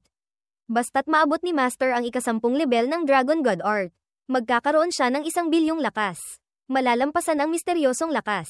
Magkakaroon ng absolutong enerhiya. Sa panahong iyon, gamit lamang ang kanyang lakas. Madali nang matatalo ni Master ang isang martial monarch. Ang pag-angat ng Dragon God Art ay talagang napakalaki ng pakinabang. Dahil sa pag-cultivate nito, nag-transform ako sa katawang dragon. Sabi ni Bei Ming, si Master ngayon ay mayroon ng sapat na enerhiya. Bakit hindi samantalahin ang pagkakataon para ganap na linisin ang Great Evolution Divine Mansion? Gawin itong isang bahagi ng Divine Deduction Art, at sa gayon ay mabuksan ang Great Evolution Space. Ang pagbubukas ng Great Evolution Space, ano ang pakinabang nito? Hindi tulad ng storage space para sa mga gamit. Si Master ay maaaring magpasok ng ibang tao sa Great Evolution Space para mag-cultivate. At saka, maaari pang ayusin ang daloy ng oras ayon sa gusto. Ang epekto ay parang isang maliit na mundo. At saka, ang mga batas sa loob ng Great Evolution Space ay kapantay ng taas ng tunay na mundo. Ang mga side effects ng pagkukultivate sa mundong ito ay halos wala. Sa wakas, magkakaroon na ako ng sarili kong maliit na mundo. Kung gayon, paano ito ganap na lilinisin? Kailangan ng ilang martial god coins, 9th grade spirit stones, 9th grade talismans, at iba pa. Ang kabuuang halaga ay aabot sa 80 bilyong martial god coins. Sa aking kamay, may natitira na lamang akong 1.3 trilyong martial god coins. Sige, linisin mo na. Agad na inilagay ni Bei Ming ang lahat para sa paglilinis. Makalipas ang ilang sandali, nabuo na ang maliit na mundo ni Ye Ming. Dahan-dahan siyang pumasok sa loob ng Great Evolution Space. Bumaba si Ye Ming sa ibaba. Ito, ang aking maliit na mundo. Tama ka, ang Great Evolution Space ay nasa simula pa lamang. Para makumpleto ito, Kailangan pa ng mas maraming yaman. Sa kasalukuyan, hindi ito sapat gamitin. Little Qiang, Little Bao, lumabas kayo. Ang dalawa na mahimbing na natutulog ay hinayla ni Yeming palabas. Master, nasaan ito? Kahit saan, ay aura ni Master. Ito ba ang inyong maliit na mundo? Ang maliit na mundo, hindi ba't kailangan munang maging martial saint bago mabuksan? Gumamit ako ng ilang secret techniques para gawin ito ng maaga. Simula ngayon, kayo ni Little Bao ay dito na magkukultivate. Mamaya, may ipapasok pa akong ilang tao rito. Tandaan ninyo, huwag kayong magpapakita sa kanila. Sige, sa sumunod na mga araw, ipinasok ni Yeming ang 81 giant spirit soldiers sa loob ng Great Evolution Space para mag-cultivate. Sinabi lamang niyang ito ay isang maliit na espasyo na ginawa niya gamit ang isang secret treasure. At saka, inayos niya ang daloy ng oras para mapanatag silang mag-cultivate dito. Samantala, si Yeming ay umiwas sa kanila. Pumunta sa ibang sulok ng maliit na mundo. At nag-focus sa pagkukultivate ng Dragon God Art. Lumipat ang eksena sa tirahan ng 7th Princess. Si Jiang Zhu. Kayang pasunurin ang mga giant spirit soldiers, tunay ngang isang bihirang talento. Kahit siya man si Yeming o hindi, kailangang isipin ng paraan para makuha siya rito. Prinsesa, ano po ang inyong balak? Sakto, matagal na akong hindi nagsasaya. Bukas ng gabi, maghanda ka ng isang salo-salo. Bumalik sa lugar kung saan nagpapraktis si Yeming, sa sandaling ito. Ang mga yabag ni Yeming ay nagdudulot ng bitak sa lupa sa ilalim. Anong nangyayari? Paliwanag ni Beiming, pagkatapos ng 7 taon ng cultivation sa Great Evolution Space. Ang Dragon God Art ni Master ay naka-breakthrough na sa ika-10 level. Ang lakas ay lumampas na rin sa 1 bilyong jin. Pansamantalang mahirap pang masanay. Kailangan lang masanay sa pagkontrol ng lakas ng kaunti. Ayos na. Pagkontrol ng lakas. Mas gaman ang mga hakbang ni Yeming, hindi ko naman sinasadyang kontrolin ang lakas. Pero nagkaroon na ng ganito kalaking pagbabago. Ito na ba ang malalim na kahulugan ng pagiging malakas sa lakas? Gamit lamang ang lakas. Kaya ko nang talunin kahit isang martial ancestor. Hoy, Brother Jiko, anong ginagawa mo? Nakikipag-away sa mga tauhan mo? Wala, may nangyari lang na hindi inaasahan. Anong kailangan mo? Brother G, saan ka ba nagpupunta nitong mga araw? Hindi kita mahanap. Ngayong gabi, maghahanda ng salo-salo ang prinsesa. Iniimbitahan ang lahat ng mahuhusay na kabataan sa Southern Capital. Gusto kitang isama. Prinsesa, aling prinsesa ang may ganitong kakayahan? Siguradong ang 7th Princess na pinakamahilig maglaro. Pinakamalaki ang reputasyon. Ang katayuan ay pangalawa lamang sa Crown Prince. At pinakamamahal ng Emperor ng Vermilion Bird Empire. Kasama sa listahan ng mga dakilang kagandahan. Ang Peerless Beauty. Si Princess Piaozu, si Jiang Zhu, mahilig maglaro, iyan ay inaamin ko. Sinabi mong siya ay isang dakilang kagandahan. Magdududa ako kung bulag ka ba. Tiyak na walang kaugnayan sa kanya ang salitang dakila. Bakit siya nag-oorganisa ng salo-salo? Para maghanap ng mapapangasawa? Malamang hindi. Hindi ko pa narinig na naghahanap ng asawa si Princess Piaozu. Ngunit, Brother G, sa iyong itsura na parang puno ng jade sa hangin. Baka sakaling mapansin ka niya. Hay, wala akong interes. Ikaw na lang ang pumunta. Ang ugali ni Jiang Zhu. Ayokong masangkot sa kanya. Brother G, sumama ka na sa akin. Si Little Brother, nag-iisa at malungkot. Samahan mo na ako, please. Nainis si Yeming nang makitang pati si Duan Shi ay dumating. Hindi ba't kasama mo ang kuya mo? Kailangan mo pa ba akong sumama? Si Brother G ay isang talento. Sayang kung hindi siya pupunta. Tiyak na. Sa isip ni Duan Shi, si Xiao Tian at si Princess Piaozu ay matalik na magkaibigan. Gamitin ang pagkakataong ito para mas makilala niya si Ji Wagao. Baka sakaling magustuhan niya talaga siya. Sa isip ni Duan Qing, hoy, hindi kaya, si Princess Piaozu ang may gusto kay Ji Wagao. Kung gayon, malulugi tayo ng malaki. Sagot ni Duan Shi, huwag kang mag-alala. Si Princess Piaozu ay isang babaeng may malaking ambisyon. Hindi niya papansinin ang mga usaping pag-ibig ng lalaki't babae. Hindi mo ako dinala rito para makilala ko si Duan Xiaotian. Ang kapatid mo, hindi ba? Ang kapatid ko, kahit paano. Isa siya sa mga kagandahang may pambansang kulay at makalangit na halimuyak. Tiyak na karapat-dapat siya kay Big Brother. Kung hindi ka naniniwala, Big Brother, tingnan mo. Ito na ba ang pambansang kulay at makalangit na halimuyak? Ang mga talentadong ginoo ng Vermilion Bird Empire, lahat ay may bahagi. Talaga bang nasa loob si Jiang Zhu? Teka. Si Wang Lingdai, Yu Lingdai. Ang tunay na pangalan ni Sulan ay Yu Lingqiao. Si Yu Lingdai ay ang kanyang pinsan sa angkan. Noong bata pa si Sulan, si Yu Lingday na may heaven charm body ay nainggit sa kanyang flawless sacred body kaya nagtangka siyang agawin ito. Nagtangka pa siyang saktan si Sulan ng maraming beses, na nagtulak sa kanya na umalis papunta sa Crimson Sun Sect. Hindi ko inaasahan na makikita ko si Yu Lingday rito. Sa sandaling ito, isang boses ang narinig, "Kuya, si Duan Xiaotian." Si Duan Xiaotian nga, talagang maganda gaya ng sabi-sabi. Hindi ko inaasahan, pati siya ay dumating. "Xiaotian, bakit ka tumakbo rito?" "Hehe, nandito ako para tumingin kung may gwapong Ginoo. Para mapakasalan ko na siya agad.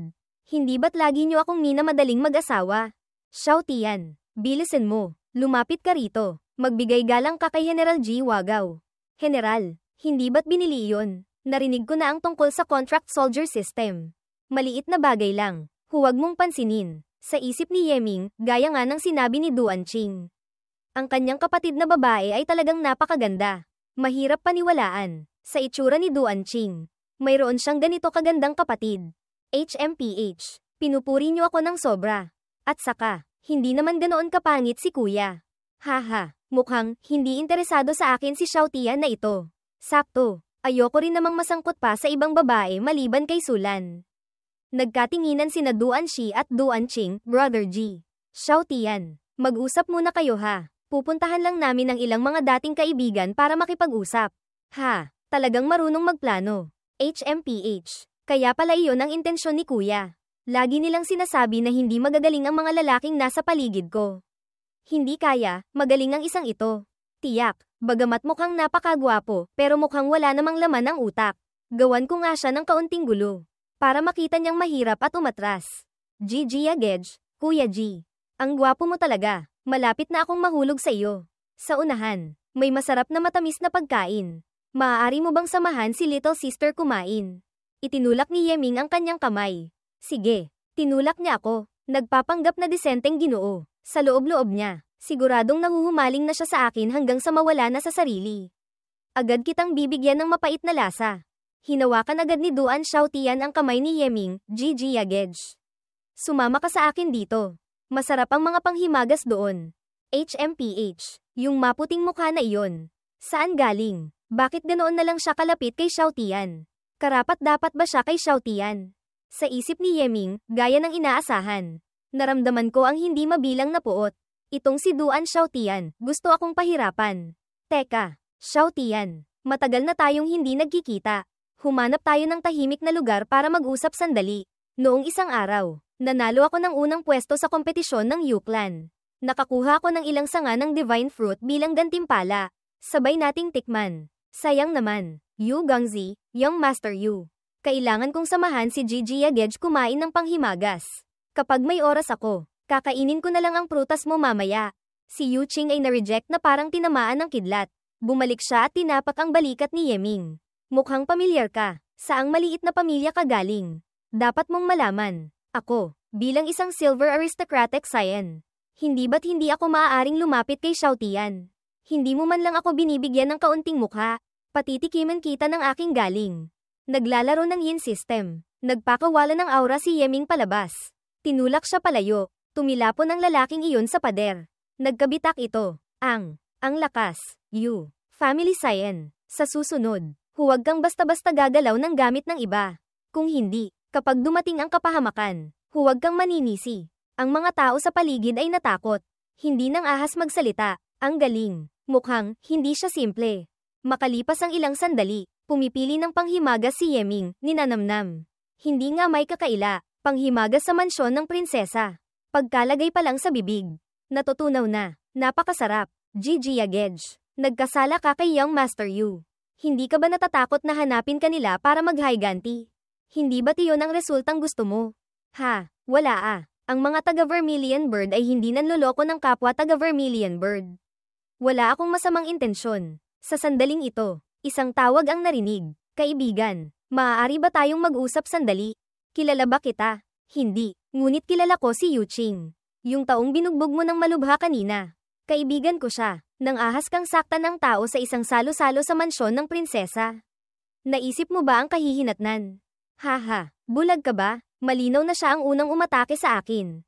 Pagkatapos, siya mismo ang gamulong sa lupa. Hindi man lang ako ang gumalaw. Tapos sasabihin mong parang totoo. Ah, ganoon pala. Magaling ka rin palang magsalita. Ngayon, sinaktan mo ng malubha ang tao. Ang bagay na ito ay hindi maaaring palampasin. Sige, nangangahas ka bang makipaglaban ng ilang palitan sa akin sa martial arts hall? Kung mananalo ka, itong piraso ng Dragon Soul Jade ay mapupunta sa iyo. Kung matatalo ka, humingi ka ng tawad kay Yuqing sa harap ng lahat. Dragon Soul Jade, nangangahas kang ipustayan. Ang halaga niyan ay hindi bababa sa 10 bilyong martial god coins. Para sa dignidad ng kaibigan, isang piraso lang ng Dragon Soul Jade. Ano naman iyon? Sa isip ng lalaki, gaya ng inaasahan ko. Napansin na ako ni Duan Xiaotian. Basta't matalo ko ang martial master na ito sa susunod, tiyak na makukuha ko ang loob niya. Sige, lalabanan kita ng isang laban. Sa isip ni Yeming, kung hindi lang dahil nag-react ang True Dragon bloodline ko sa Dragon Soul Jade. Tamad na akong labanan siya. Makalipas ang ilang sandali, nakatayo na silang dalawa sa martial arts hall. Xiaotian, ito ba'y kagagawan mo? HMPH, ako nga ang may gawa. Malinaw na hindi ko siya gusto. Pero pinipilit pa rin ako ng mga kuya ko. Buti nga sa kanya. Hi, Xiaotian. Si Ji Wagao ay isang dragon at phoenix sa gitna ng mga tao. Sa ginawa mong ito, baka magsisi ka sa hinaharap. Magsisi. HMPH. Ang mga ginoong humahabol sa akin. Napakarami. Imposible. Ah, ang maze na ito. Mukhang maganda. Gusto kong hiramin para paglaruan. Hindi mo sinusukat ang iyong sarili. Hindi mo ba alam? Ang maze na ito ay tinatawag na Dragon Maze. Ito ay isang divine weapon na ginawa noong panahon ng Five Elements Divine Dynasty. Ito ang sandata na ginamit ni Dragon Tyrant, ang pinakamalakas na martial general ng Divine Dynasty noon. Ang Dragon Mace ay tumitimbang ng 4.8 milyong tonelada. Isang simpleng paghagis lang ay makakalikha na ng lindol. Gamit ang mace na ito, si Dragon Tyrant, gamit ang realm ng Grand Martial Master, ay nagawang talunin ng isang martial monarch. Nagulat ang buong mundo, pagkatapos bumagsak ang Divine Dynasty. Ang mace na ito ay napunta sa Vermilion Bird Empire. Iginawad ng Emperor kay Princess Piaozu. Dahil masyadong mabigat ang mace na ito, walang sino man ang makakagamit nito. Kaya sa loob ng maraming taon, nakalagay lamang ito sa mansyon ng prinsesa bilang palamuti. 4.8 milyong tonelada. Sa aking lakas ngayon, sakto lang. Napakadaling gamitin. Hindi nga, gusto pa niyang kunin ang Dragon Mace. Paanong mangyayari iyon? Kahit martial monarch, hindi ito magawa, hindi marunong sumukat ng sarili. Paanong nakasali sa salo-salo ang ganitong mayabang na tao? Ginamit ni Yeming ang kanyang lakas. Kinuha ang mace. Sabi ni Beiming, napakaswerte ni Master. Ang mace na ito ay isang divine grade weapon. Sa loob nito, mayroong tool spirit na natutulog. Naglabas na ito ng talisman. Nagpapahiwatig na kinilala na niya ang may-ari. Umaasa siyang lilinisin siya ni Master. Sige, kung gayon, pagbibigyan kita. Mga pagsabog ang umalingaw-ngaw. Ang nakakapangilabot na puwersa ay kumalat sa paligid. Lahat ng tao sa ibaba ay nakatitig kay Yeming. Diyos ko, hindi ba ako namamalikmata? Talagang nakuha niya ang Dragon Mace. At saka, ang talisman ay nilamon na nito. Hindi kaya, pumayag ang Dragon Mace na kilalanin siya bilang may-ari. Ako ang tool spirit ng Dragon Mace. Si Zon, nagbibigay galang sa Master. Zon, bakit ka nakapikit? Hindi ka pagising. Hindi sapat ang cultivation ni Master. Hintayin mong maging martial monarch si Master bago magising ng tuluyan si Zon. Sa kasalukuyan, gagamit lamang ako ng isang hibla ng Remnant Soul para kumonekta kay Master. Sige, matulog ka na ulit. Ano na, susuko ka na at ibibigay ang Dragon Soul Jade. O lalaban pa tayo. 4.8 milyong tonelada. Kahit hawakan lang ng mace. Hindi ko kaya, paano ako lalaban? Ngunit kung sisuko ako, ang aking karangalan, sira na talaga. Sa sandaling ito, biglang may pumalakpak. Sabay-sabay yumuko ang lahat ng may paggalang. Hindi ko inaasahan. Kinilala ng Dragon Mace ang may-ari ngayong araw. Tunay ngang isang hindi inaasahang kasiyahan. Nagbibigay galang sa kanyang kamahalan. Ang prinsesa, lumitaw si Jiangsu. Nagbigay pugay ang mga tao, nagbibigay pugay kay prinsesa. Hindi na kailangan ng formalidad. Tinitigan ni Jiangsu si Yeming na hawak ang scepter. Hindi ko inaasahan na makikita kita rito. Ang pangalan mo ay Ji Wagao.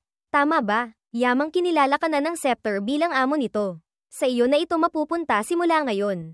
Gamitin mo ito ng maayos. Prinsesa, ang pagkakaloob ninyo ng scepter, lubos na nagpapasalamat ang inyong hamak na lingkod. Kung gayon, hindi ko maaaring tanggapin ang gantimpala ng walang nagawa, hindi po ako nangangahas tumanggap. Ayos lang. Kung wala kang nagawa ngayon, maaari kang gumawa ng kabutihan sa hinaharap. Wagaw. Sa tingin ng prinsesang ito ay hindi ka masama. Nais mo bang pumunta sa palasyo ng prinsesa at maging aking pinagkakatiwalaan? Diyos ko, tama ba ang narinig ko? Gusto siyang gawing pinagkakatiwalaan ni Princess Piaozu. Pumili ng isang lalaki bilang pinagkakatiwalaan. Hindi pa ito nangyari dati. Imposible. Hinding-hindi maaari. Kuya, hindi kaya, talagang nagustuhan siya ni Princess Piaozu. Gusto siyang gawing pinagkakatiwalaan muna. Pagkatapos ay magiging Fuma. Imposible. Gaano man kahusay ang kanyang talento. Hindi siya dapat mapansin ni Princess Piaozu. Siya, hindi lamang niya nabuhat ang Dragon Scepter. Pati ang prinsesa ay napansin siya. Kung gayon, hindi kaya, talagang nagkamali ako ng tingin sa kanya. Nagpapasalamat po sa pagmamahal ng prinsesa. Ngunit ang hamak na lingkod ay isang personal na bantay ng Crown Prince. Paano ako magpapalit ng amo? Naway patawarin ako ng prinsesa. Sa isip ni Yeming, maging pinagkakatiwalaan mo. Paano pa ako pupunta sa Zuantian Great World para hanapin si Sulan? Biglang napasigaw si Yeming. Nagpapanggap ka pa. Ikaw na walang hiyang Yehudi. Huwag mong isipin na dahil nagpalit ka ng anyo ay hindi ka na makikilala ng prinsesang ito. Ano po ang ibig sabihin ng prinsesa? Hindi po maintindihan ng inyong lingkod. Ang buong puso ng inyong lingkod ay para sa Crown Prince. Tapat na tapat, patawad po, hindi ko masusunod. Sa isip ni Yeming, hindi kaya, nagkamali talaga siya ng pagkakakilala. Ano ba talaga ang binabalak ng babaeng ito? Binitiwan ni Jiang Zhu si Yeming, HMPH. Ituring na lang nating nagkamali ng pagkakilala ang prinsesang ito. Yamang ikaw ay tauhan ng palasyo ng Crown Prince. Tiyak na susunod ka rin kay Kuya Crown Prince papunta sa Zuantian Great World. Ano po ang ipag-uutos ng prinsesa? Gusto kong tulungan mo akong hanapin ang tatlong bagay doon, Ice Muscle Grass, Jade Bone Flower, at Fountain of Youth. Kung gagamitin ng isang babae ang tatlong ito, mapapanatili niya ang kanyang kabataan at kagandahan. Hindi tatanda, basta't magawa mo ito. Ang Dragon Scepter ay ganap ng mapapasa iyo. Makakaasa po ang prinsesa. Gagawin ng inyong lingkod ang lahat ng makakaya. Kung hindi ko mahanap ang tatlong sangkap na iyon, babalik ako para isauli ang Dragon Scepter. Hindi na kailangang isauli pa. Pagdating ng panahon, bilhin mo na lang ito sa halagang 1 trilyong martial god coins. Sa isip ni Yeming, 1 trilyon. Ganoon pa rin kadilim ang puso ng batang ito. Bakit hindi ka na lang magnakaw? Kung narito na ang prinsesa, hindi na tayo maaaring magpatayan pa. Ang labanang ito, kanselado na. Bakit kailangang kanselahin? Gustong manood ng laban ng prinsesang ito. Sakto, hayaan mong subukan mo ang lakas ng Dragon Scepter. Nagulat si Yeming. Namutla. Ito. Haha. Sige. Kung gayon, susubukan ko ang Dragon Scepter na ito para sa prinsesa. Huwag. Huwag kang lalapit dito. Isang hampas lang ni Yeming. Tumilapon na ang kalaban palabas ng Loiday. Bumaon sa sahig. Magandang scepter. Tunay ngang isang magandang scepter. Malapit nang magsimula ang piging. Inaanyayahan ang lahat na umalis sa martial arts field at magtungo sa pangunahing bulwagan. Kuya G, napakalakas mo talaga. Hindi lamang nakuha mo ang Dragon Scepter. Pati ang prinsesa ay pinahahalagahan ka. Hindi naman, aksidente lang iyon. Kuya G, bakit ang galing mo? Ang kalaban ay isang Grand Martial Master. Isang hampas mo lang ng scepter. Tumilapon na siya. Hindi ako ang magaling. Siya ang masyadong mahina. Ang tinatawag na realm ay isa lamang paraan ng pagtawag sa mga malalakas. Basta't hindi sapat ang lakas. Ang pagtalo sa kalaban na mas mataas ang realm ay hindi na bago. Kuya G, kanina, si Xiao Xian ay naging padalos-dalos, hindi ka naman siguro nagalit. Hindi naman. Isang munting dalaga na medyo makulit. Normal lang iyon. Hindi ko pinapansin. Hihi. Kuya G, si Xiao Xian ay interesado sa iyo. Sa isip ni Yeming, napakaganda. Likas na sacred body. Hindi kaya, may iba kang motibo. Lintik. Kuya huwag kang magsalita ng kung ano-ano. Nagtawa si Duan Qing, haha. Ngayon ko lang nakitang nahiya si Xiao Xian ng ganito. Dahil sa sobrang hiya, tumakbo siya palayo. Kuya G, mukhang basta't magsalita ka lang. Maaari na akong maging tiyuhin mo sa kasal. Imposible. Mayroon na akong kapareha. Wagaw. Dapat tayong mag-ingat ng kaunti. Bilisan nating bumalik sa piging. Commander, sa tingin mo ba ay may magtatangkang gumawa ng masama sa akin? Ang pagiging malapit mo kay Xiao Xian, talagang magdudulot ng gulo sa iyo. Ngunit ito ay maliit na bagay lamang. Ang pinakamalaking problema ay nasa balita tungkol sa Dragon Scepter na kumalat na. Ang tungkol sa Dragon Scepter ay maliit na bagay lamang. Ngunit ang pagkalooban ka ng gantimpala ni Princess Piaozu ay isang malaking bagay. Dapat mong malaman, hindi lamang mga anak ng mga marangal na pamilya. Kahit mga anak pa ng mga prinsipe at marquis ay gustong mapalapit sa prinsesa. Ngunit ang prinsesa ay hindi kailanman nagbigay pansin sa kanila. Ngayon, ikaw lamang ang pinuri ng prinsesa. Dahil sa inggit, tiyak naguguluhin ka nila. Ako, bilang tao, ang hindi ko pinakakinatatakutan ay gulo. Hayagan man o patago, lahat ay tatanggapin ko. Sa sandaling iyon, may lumapit na tao. Bata, ipagbili mo sa akin ang Dragon Scepter na iyan. Huli na ang paalala. Maaari, ngunit kailangan mong hanapin si Jiangsu. Sa kasalukuyan, hiniram ko lang ito sa kanya. Tigilan mo na ang paggamit sa prinsesa bilang dahilan. Tinatanong kita, ibebenta mo ba o hindi? Sabihin ko sa iyo ang totoo. Ako ang tagapagmana ng Golden Aristocratic Family. Ang Zhu Family. Huwag mo akong piliting kumilos. Binalewala siya ni Yeming, bahala ka. Kinuyam niya ang kamao sa galit. Napakagaling. Bata, ikaw ang naghanap nito. Commander, kung papatay ako ng tao, kakayanin ba itong panag-utan ng Crown Prince? Ano ba ang katayuan ng Crown Prince? Basta't may kakayahan ka, maliban kay Princess Piaozu, kahit patayin mo pa lahat ng tao sa piging. Kayang panag-utan lahat iyan ng Crown Prince. Kung gayon, ayos. Agad kumilos si Yeming para ayusin ang sitwasyon. Kuya G, hindi kaya, talagang papatay siya ng tao. Basta't may kakayahan siyang patayin ang kalaban. Ano naman? Tayo ay mga malalapit na bantay ng Crown Prince. Samantala, si Yeming ay gumagalaw sa paligid. Hinahanap ang mga nagbabalak na saktan siya. Sa isang sulok, may ilang taong nag-uusap. Sino ba talaga ang batang iyon? Nang ahas na galitin ang ating Zhu family. Sinong nakakaalam? Pero ayos lang. Pagkatapos ng piging, kikilos tayo. Gagawin natin siyang bangkay. Pagkatapos makuha ang Dragon Scepter, iaalay ito ni Young Master Zhu sa prinsesa. Sasabihing nabili niya ito mula sa batang iyon. Pagdating ng panahon, tiyak na may inis ang prinsesa sa batang iyon. Hindi na iimbestigahan ang dahilan ng kanyang pagkamatay. At sa pagiging mapagbigay ng prinsesa, hindi niya papansinin ang isang divine artifact. Tiyak na gagantimpalaan niya si Young Master Zhu at pahahalagahan siya. Sa ganoong paraan, hindi lamang nakuha ni Young Master Zhu ang divine artifact. Nakuha pa niya ang pabor ng prinsesa. Hindi ba't isang bato, dalawang ibon? Kung naiisip ito ni Young Master Zhu, naiisip din ito ng ibang mga Young Masters at Sons of Nobles. Kailangan nating patayin ang batang iyon bago pa kumilos ang ibang mga assassin. Hindi maaaring magpabeya. Haha, gaya ng inaasahan, may masamang balak nga sa akin. Gamit ang mataas na antas na invisibility talisman. Kasama pa ang stealth technique na natutunan ko mula kay Master. Kahit isang martial monarch ay hindi ako mararamdaman. Napansin ni Yeming, may isang martial monarch sa kanila. Sabi ni Beiming, Master, ayaw mong gumawa ng ingay. Gusto mong patayin sila ng patago. Hindi iyon madali, bagamat sa aking assassination at poisoning techniques. Sapat na para harapin sila, ngunit para masigurong lihim ito. Kailangan ng mas malaking pagsisikap. Merit Steel, gumastos ng 1,000,000 martial god coins.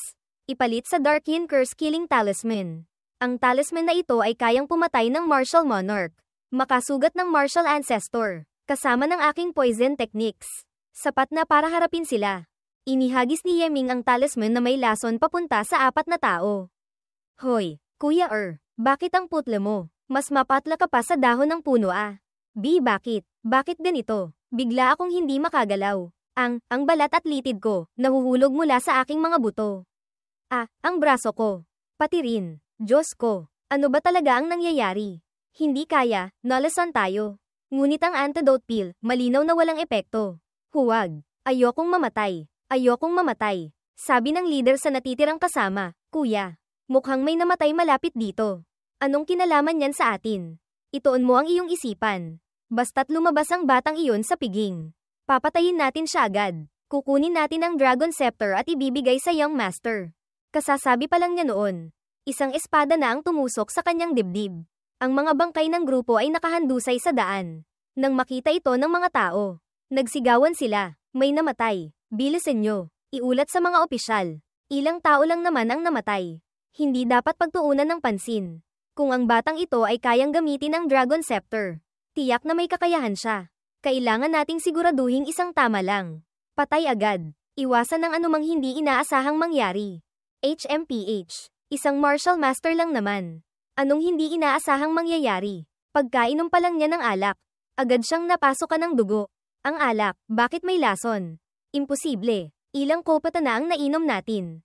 Wala namang nangyari. Bakit biglang nagkalason? Sa sandaling iyon, isang matinding sakit ang naramdaman niya. Tinamaan siya ng isang saksak mula sa likuran ni Yeming. Ikaw, susunod. Pagkatapos, nang maayos na ni Yeming ang lahat, bumalik siya sa piging. Kuya G, bakit ang tagal mong bumalik? Malapit nang matapos ang piging. Wala naman. Inayos ko lang ang ilang maliliit na bagay. Wala ka namang ginawang gulo. Hindi ba? Commander, huwag kang mag-alala. Walang naiwang anumang bakas. Mag-ingat ka lang. Sa makalawa, susunod ka na sa Crown Prince papunta sa Zuantian Great World. Hinding-hindi ka dapat gumawa ng malaking gulo. Kunin mo itong invitation card. Siguro naiintindihan mo na. Ang pagpili ng sundalo sa makalawa ay formalidad lamang. Ang partikular na unit ng hukbo ay naitakda na. Naimbestigahan ko na. Ikaw ay tina-target ng mga tauhan ni Great General Fan Jiguang. Bukas, tandaan mong bumati kay Elder Wang. Maraming salamat, Commander. Lumipas ang oras. Hating gabi na. Bumalik si Yeming sa kanyang silid. Ngayon, bagamat ako ay isang commander, ang aking kapangyarihan ay katumbas lamang ng isang munting general. Pinamamahalaan pa rin ng isang great general. Sa pagkakataong ito, ang pagsalakay sa Zuantian Great World ay mas malaki ang saklaw kaysa sa labanan sa Snow Region. Ang kabuoang bilang ng mga sundalo ay lumampas na sa 10-10 milyon. Ang mga tauhan ng bawat great general ay may malaking bilang ng mga munting general na tulad ko. Bukas, ang mga pupunta para bumisita kay General Fan Jiguang ay tiyak na napakarami. Kailangan kong maunang makipag-ugnayan para maiwasan ang pang-aapi sa larangan ng digmaan. Biglang nagulat si Yeming, hihi. Munting G, narito ako para makipaglaro sa iyo. Hating gabi na, hindi ka natutulog. Pumupunta ka sa kama ng lalaki. Sinasabi mo pang hindi ka babaeng bayaran. Ikaw na pumupunta sa brothel. Hindi kita sinasabihan. Tapos nangangahas ka pang sabihin ako ng ganyan. Hinawakan ni Shui Huanga ang baywang ni Yeming at itinumba siya. Natakot si Yeming. Hindi nakakilos. Anong ginagawa mo? Array, hindi ba't sinabi mong ako'y babaeng bayaran? Sabihin ko sa iyo, ang mga babaeng bayaran, ganito maglaro. Ngayong gabi, bubuksan ng matandang inang ito ang iyong isipan. Para malaman mo, ikaw na parokyana, kung ano ang isang babaeng bayaran. Parokyana, sumigaw si Yeming. Bumangon. At itinumba siya. Sige, kung gayon, ipapakita ko rin sa iyo kung paano maglaro ang isang parokyana. Sa iyo lang, ngumisi rin si Yeming. Hoy, huwag mong hawakan yan sa akin. Nagkamali ka ng hawak. Malinaw na ikaw ang unang humawak sa matandang ina. Hindi kaya't kakainin mo lang ako ng libre. Ako, hindi ko sinasadya. Pagkatapos ng ilang sandali, ikaw na ito. Bakit biglang lumakas ang puwersa mo? Ang lakas mo rin ay hindi maliit.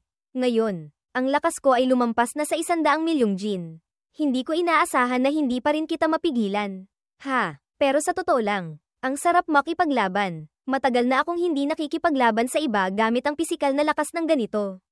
Munting G, hindi ka rin pala masama. Ano? Hindi ko rin inaasahan na mayroong taong hindi matalo-talo sa akin pagdating sa lakas. At babae pa.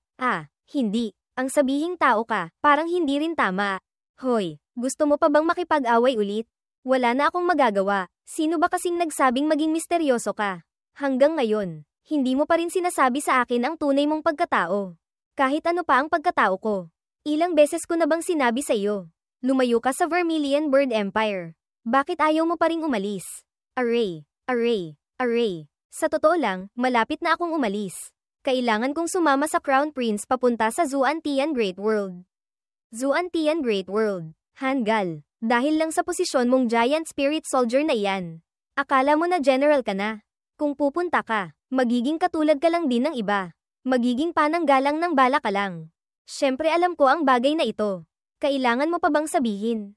Ngunit may dahilan akong kailangang pumunta. At saka, kahit napakadelikado, kailangan kong samantalahin ang pagkakataon. Sige na nga, mukhang hindi kita mapipigilan. Shui Huanga, sabihin mo nga sa akin. Ano ba talaga ang halaga ng Zuantian Great World para sa Vermilion Bird Empire hanggang sa puntong ito? Ang bagay na ito, kailangang magsimula sa Vermilion Bird Emperor. Siguro hindi mo pa naririnig, sa kamay ng Vermilion Bird Emperor. May isang bagay na tinatawag na heaven-picking instrument. Maaari nitong hulaan ng bahagya ang ilang malalaking pangyayari. Sa pamamagitan nito, nalaman ng Vermilion Bird Emperor na sa loob ng Zuan-Tian Great World, may isang mahalagang bagay na lalabas sa mundo. Kaya gusto niyang magpadala ng mga sundalo doon. Ngunit ang kanyang flow ng teknik sa ngayon ay hindi sapat. At saka, ang pangunahing puwersa ng Vermilion Bird Empire ay kasalukuyang sumasalakay sa Tai A Great World. Dahil sa kawalan ng magawa, kaya niya pinakilos si Jiang Taishan. At hindi pa nag-atubiling gamitin ang bagong Baobingji. Alam mo rin ito, ano ba talaga ang iyong pagkatao? Ang pagkatao ko, hindi ko maaaring sabihin sa iyo. Kung hindi, papatahimikin kita. Kanina, habang naglalaban tayo, siguro nakita mo na rin. Kung totohanan akong kumilos, tiyak na hindi mo ako matatalo. HMPH, hindi pa ako totohanang kumilos noon. Pinitik ni Shui Huanga ang noo ni Yeming, anong ginagawa mo? Ang pinakakinaiinisan ng matandang ina ay ang mga taong mahilig bamulong. Kunin mo ito. Ano ito? Bakit ang dami mong tanong? Basta kunin mo na lang. Pagdating mo sa Zuan-Tian Great World, magkakaroon ito ng silbi sa iyo. Sa huli, hindi naman ako pupunta doon. Sayang lang kung itatago ko. Mag-ingat ka ha, huwag kang mamamatay. Sabi ni Beiming, Master. Ito ay isang piraso ng treasure token. Sa pagkakaroon nito, magkakaroon ka ng isang pagkakataong makapasok sa Treasure Realm. Napakahalaga nito. Ha, Treasure Realm. Ang Treasure Realm ay lumitaw mula pa noong panahon ng Martial God. Ito ay isang piraso na nahulog sa Tianyuan Continent. Ang mga kayamanan sa loob ay napakarami. Ang Five Elements sect noon ay naitatag dahil sa Treasure Realm. Isang kamay lamang ang nagtayo ng Five Elements Divine Dynasty. Ang mga kayamanan sa loob ng Treasure Realm, kaya palang suportahan ng isang buong Divine Dynasty. Ang Five Elements Divine Dynasty noon ay isang matatag na pag-iral. Kayang suportahan ng isang buong Tianyuan Continent. Kahit ang Five Elements Empire ay hindi may kukumpara. Ngunit sa pagkakatatag ng Five Elements Divine Dynasty, ang pasukan sa Treasure Realm ay hindi na muling lumitaw. May mga naghula na ang pasukan ay lumipat na sa Zuan-Tian Great World. Ito rin ang dahilan kung bakit sinalakay ng Vermilion Bird Emperor ang Zuan-Tian Great World. Dahil lang sa isang pasukan na posibleng lumitaw. Hindi siguro. Ang Vermilion Bird Emperor, natatakot akong may iba siyang motibo. Ang pasukan sa Treasure Realm ay convenient lang. Beiming, kilala mo ba ito? Medyo pamilyar, pero hindi ko maalala sa ngayon. Hay, bukas. Kailangan ko pang manuyo. Matulog na tayo ng maaga. Maaga kinaumagahan. Sa labas ng tirahan ni Fan Jiguang, napakaraming tao ang nakapila sa labas ng tarangkahan. Ang aga ko nang gumising. Pero kailangan ko pa ring pumila. Nakatayo ako rito. Hindi ko man lang makita ang tarangkahan ng tirahan. Sa ganito, baka bukas pa ako makakarating. At saka, tingnan mo ang sitwasyong ito. Natatakot akong lahat ng munting general ay darating. Lahat sila ay darating para magbigay ng regalo. Ano pa ang pagkakaiba noon? Sabi ni Beiming, Master. Ang sitwasyon sa larangan ng digmaan ay pabago-bago. Kung makakaligtas ka o hindi sa huli ay nakadepende pa rin sa iyong sariling lakas. Ayon sa sinabi ni Huanga, sa pagkakataong ito, ang pangunahing layunin ng Vermilion Bird Emperor ay mag-explore. Ang mga commander ay magiging panangga. Ang buhay kong ito, nag-ensayo ng martial arts, tumaas ang cultivation, ay para sa pagiging malaya at walang alalahanin. Ngayon, ayoko nang maging payapa, gusto ko pang makipagkumpetensya. Hindi ba't salungat ito sa aking orihinal na pangako? Pinunit ni Yeming ang hawak na sulat ng rekomendasyon. Mas mabuti pang bumalik na lang ako. Kinabukasan, tinipon ni Jiang Taishan ang lahat ng mga general at sundalo. Nagsimula ang pagtawag sa mga pangalan. Sa ekspedisyong ito, ang Vermilion Bird Empire ay nagpadala ng 3 malalaking hukbo, ang Vermilion Bird Army, ang Jingtao Army, at ang Golden Army. Pinamumunuan ni Kunpeng, Yang Lin, at Tang Shen. 3 marshals. Bawat marshal ay mamumuno sa 8 great generals sa ilalim niya. Sa ilalim ng bawat great general ay may hindi mabilang na mga commanders at generals. Sa pagkakataong ito, sa pagsalakay sa Zuan-Tian Great World, may kabuuang 900 na mga opisyal, 53 milyong sundalo. Jiwagao, pamunuan mo ang 3,000 giant spirit soldiers. Sumailalim ka sa pamumuno ni Great General Fan Jiguang. Sa isip ni Yeming, tulad ng inaasahan. Sa ilalim nga ni Fan Jiguang. Pagkatapos, lumipat ang eksena sa kampo ni Fan Jiguang, ang inyong lingkod na si Jiwagao ay nagbibigay pugay kay Great General. Ikaw si Jiwagao. Opo, haha, si Jiwagao, siya pala iyon. Narinig kong siya lang ang hindi nagpunta para magbigay ng regalo kay Great General. Ngayon, lagot siya. Sinabi sa akin ng tagapaglingkod kahapon, nakapulot daw siya ng isang punit-punit na invitation card sa labas ng tarangkahan.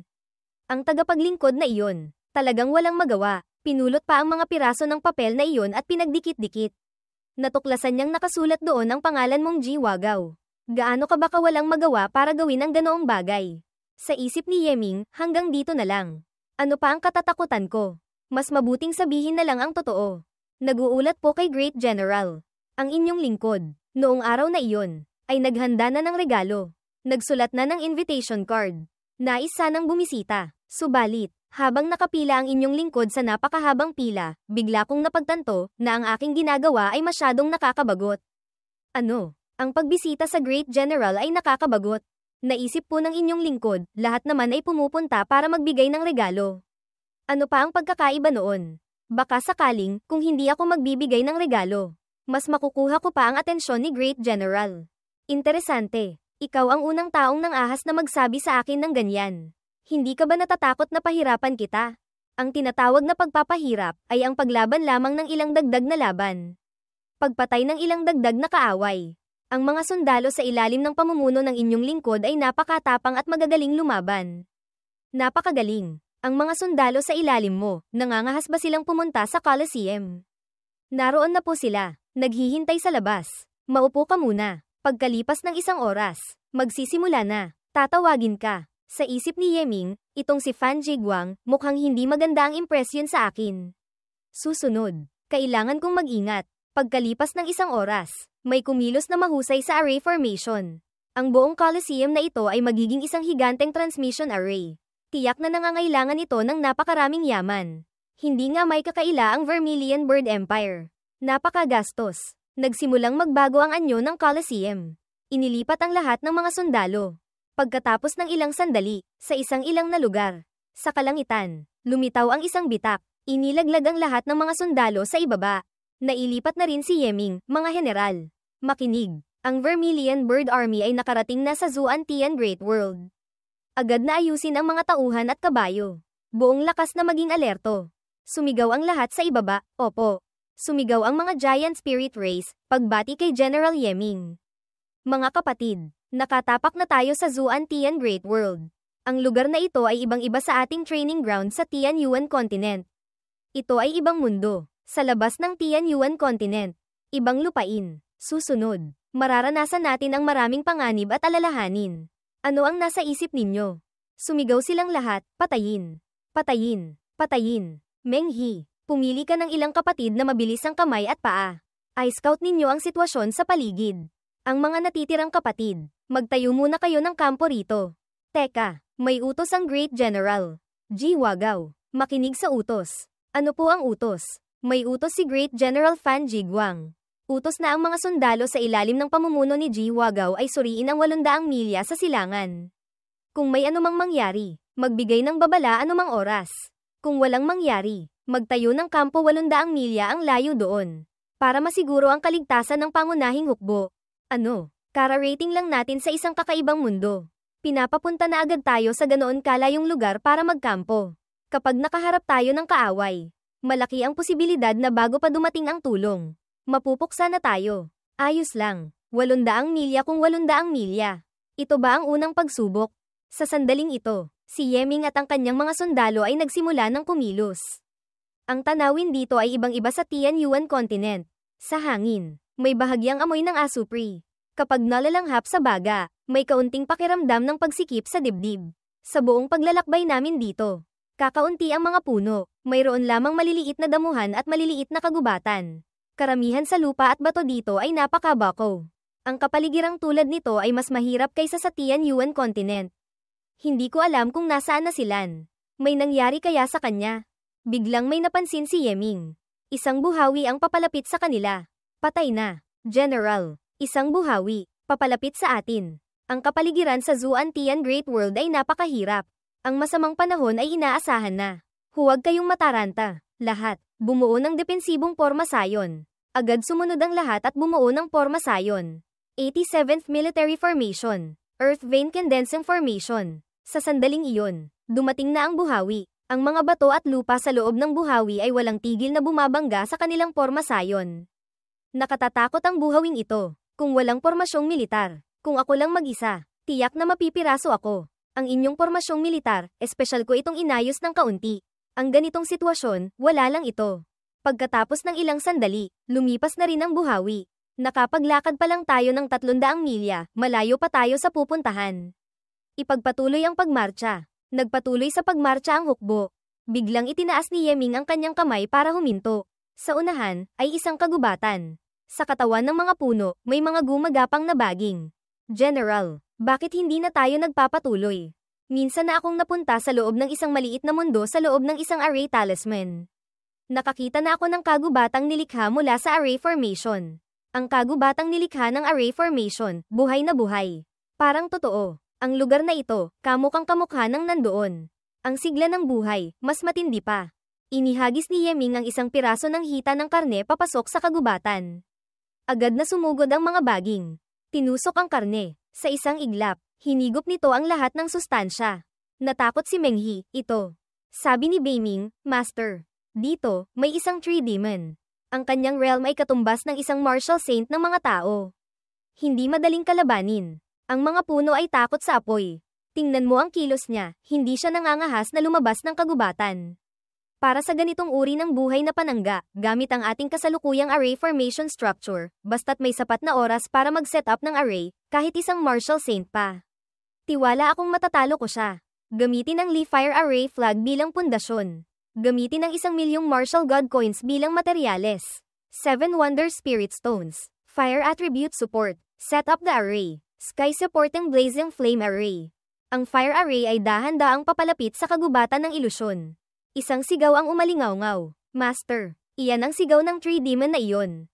Tiyak na naramdaman niya ang banta ng array formation. Gusto niyang kusang umatake para pigilan si Master sa pag-set up ng array.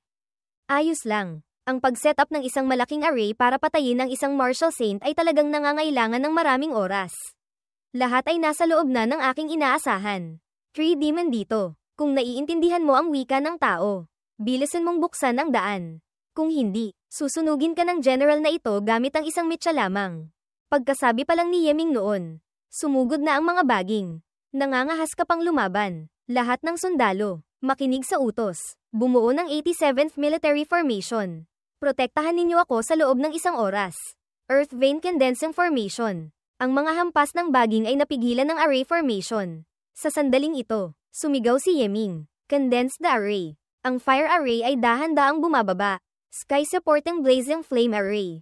Sunugin para sa akin. Ang mga bolang apoy mula sa loob ng array formation ay nagsimulang bumagsak sa kagubatan sa ibaba. Sa sandaling ito, muling umalingaw-ngaw ang sigaw ng tree demon. Nagulat si Yeming nang makitang hindi pa rin ito sumusuko. Patuloy pa rin itong sumisigaw. Lumipas ang oras. Isang kamay ng tree demon ang lumitaw mula sa ilalim ng lupa at bato.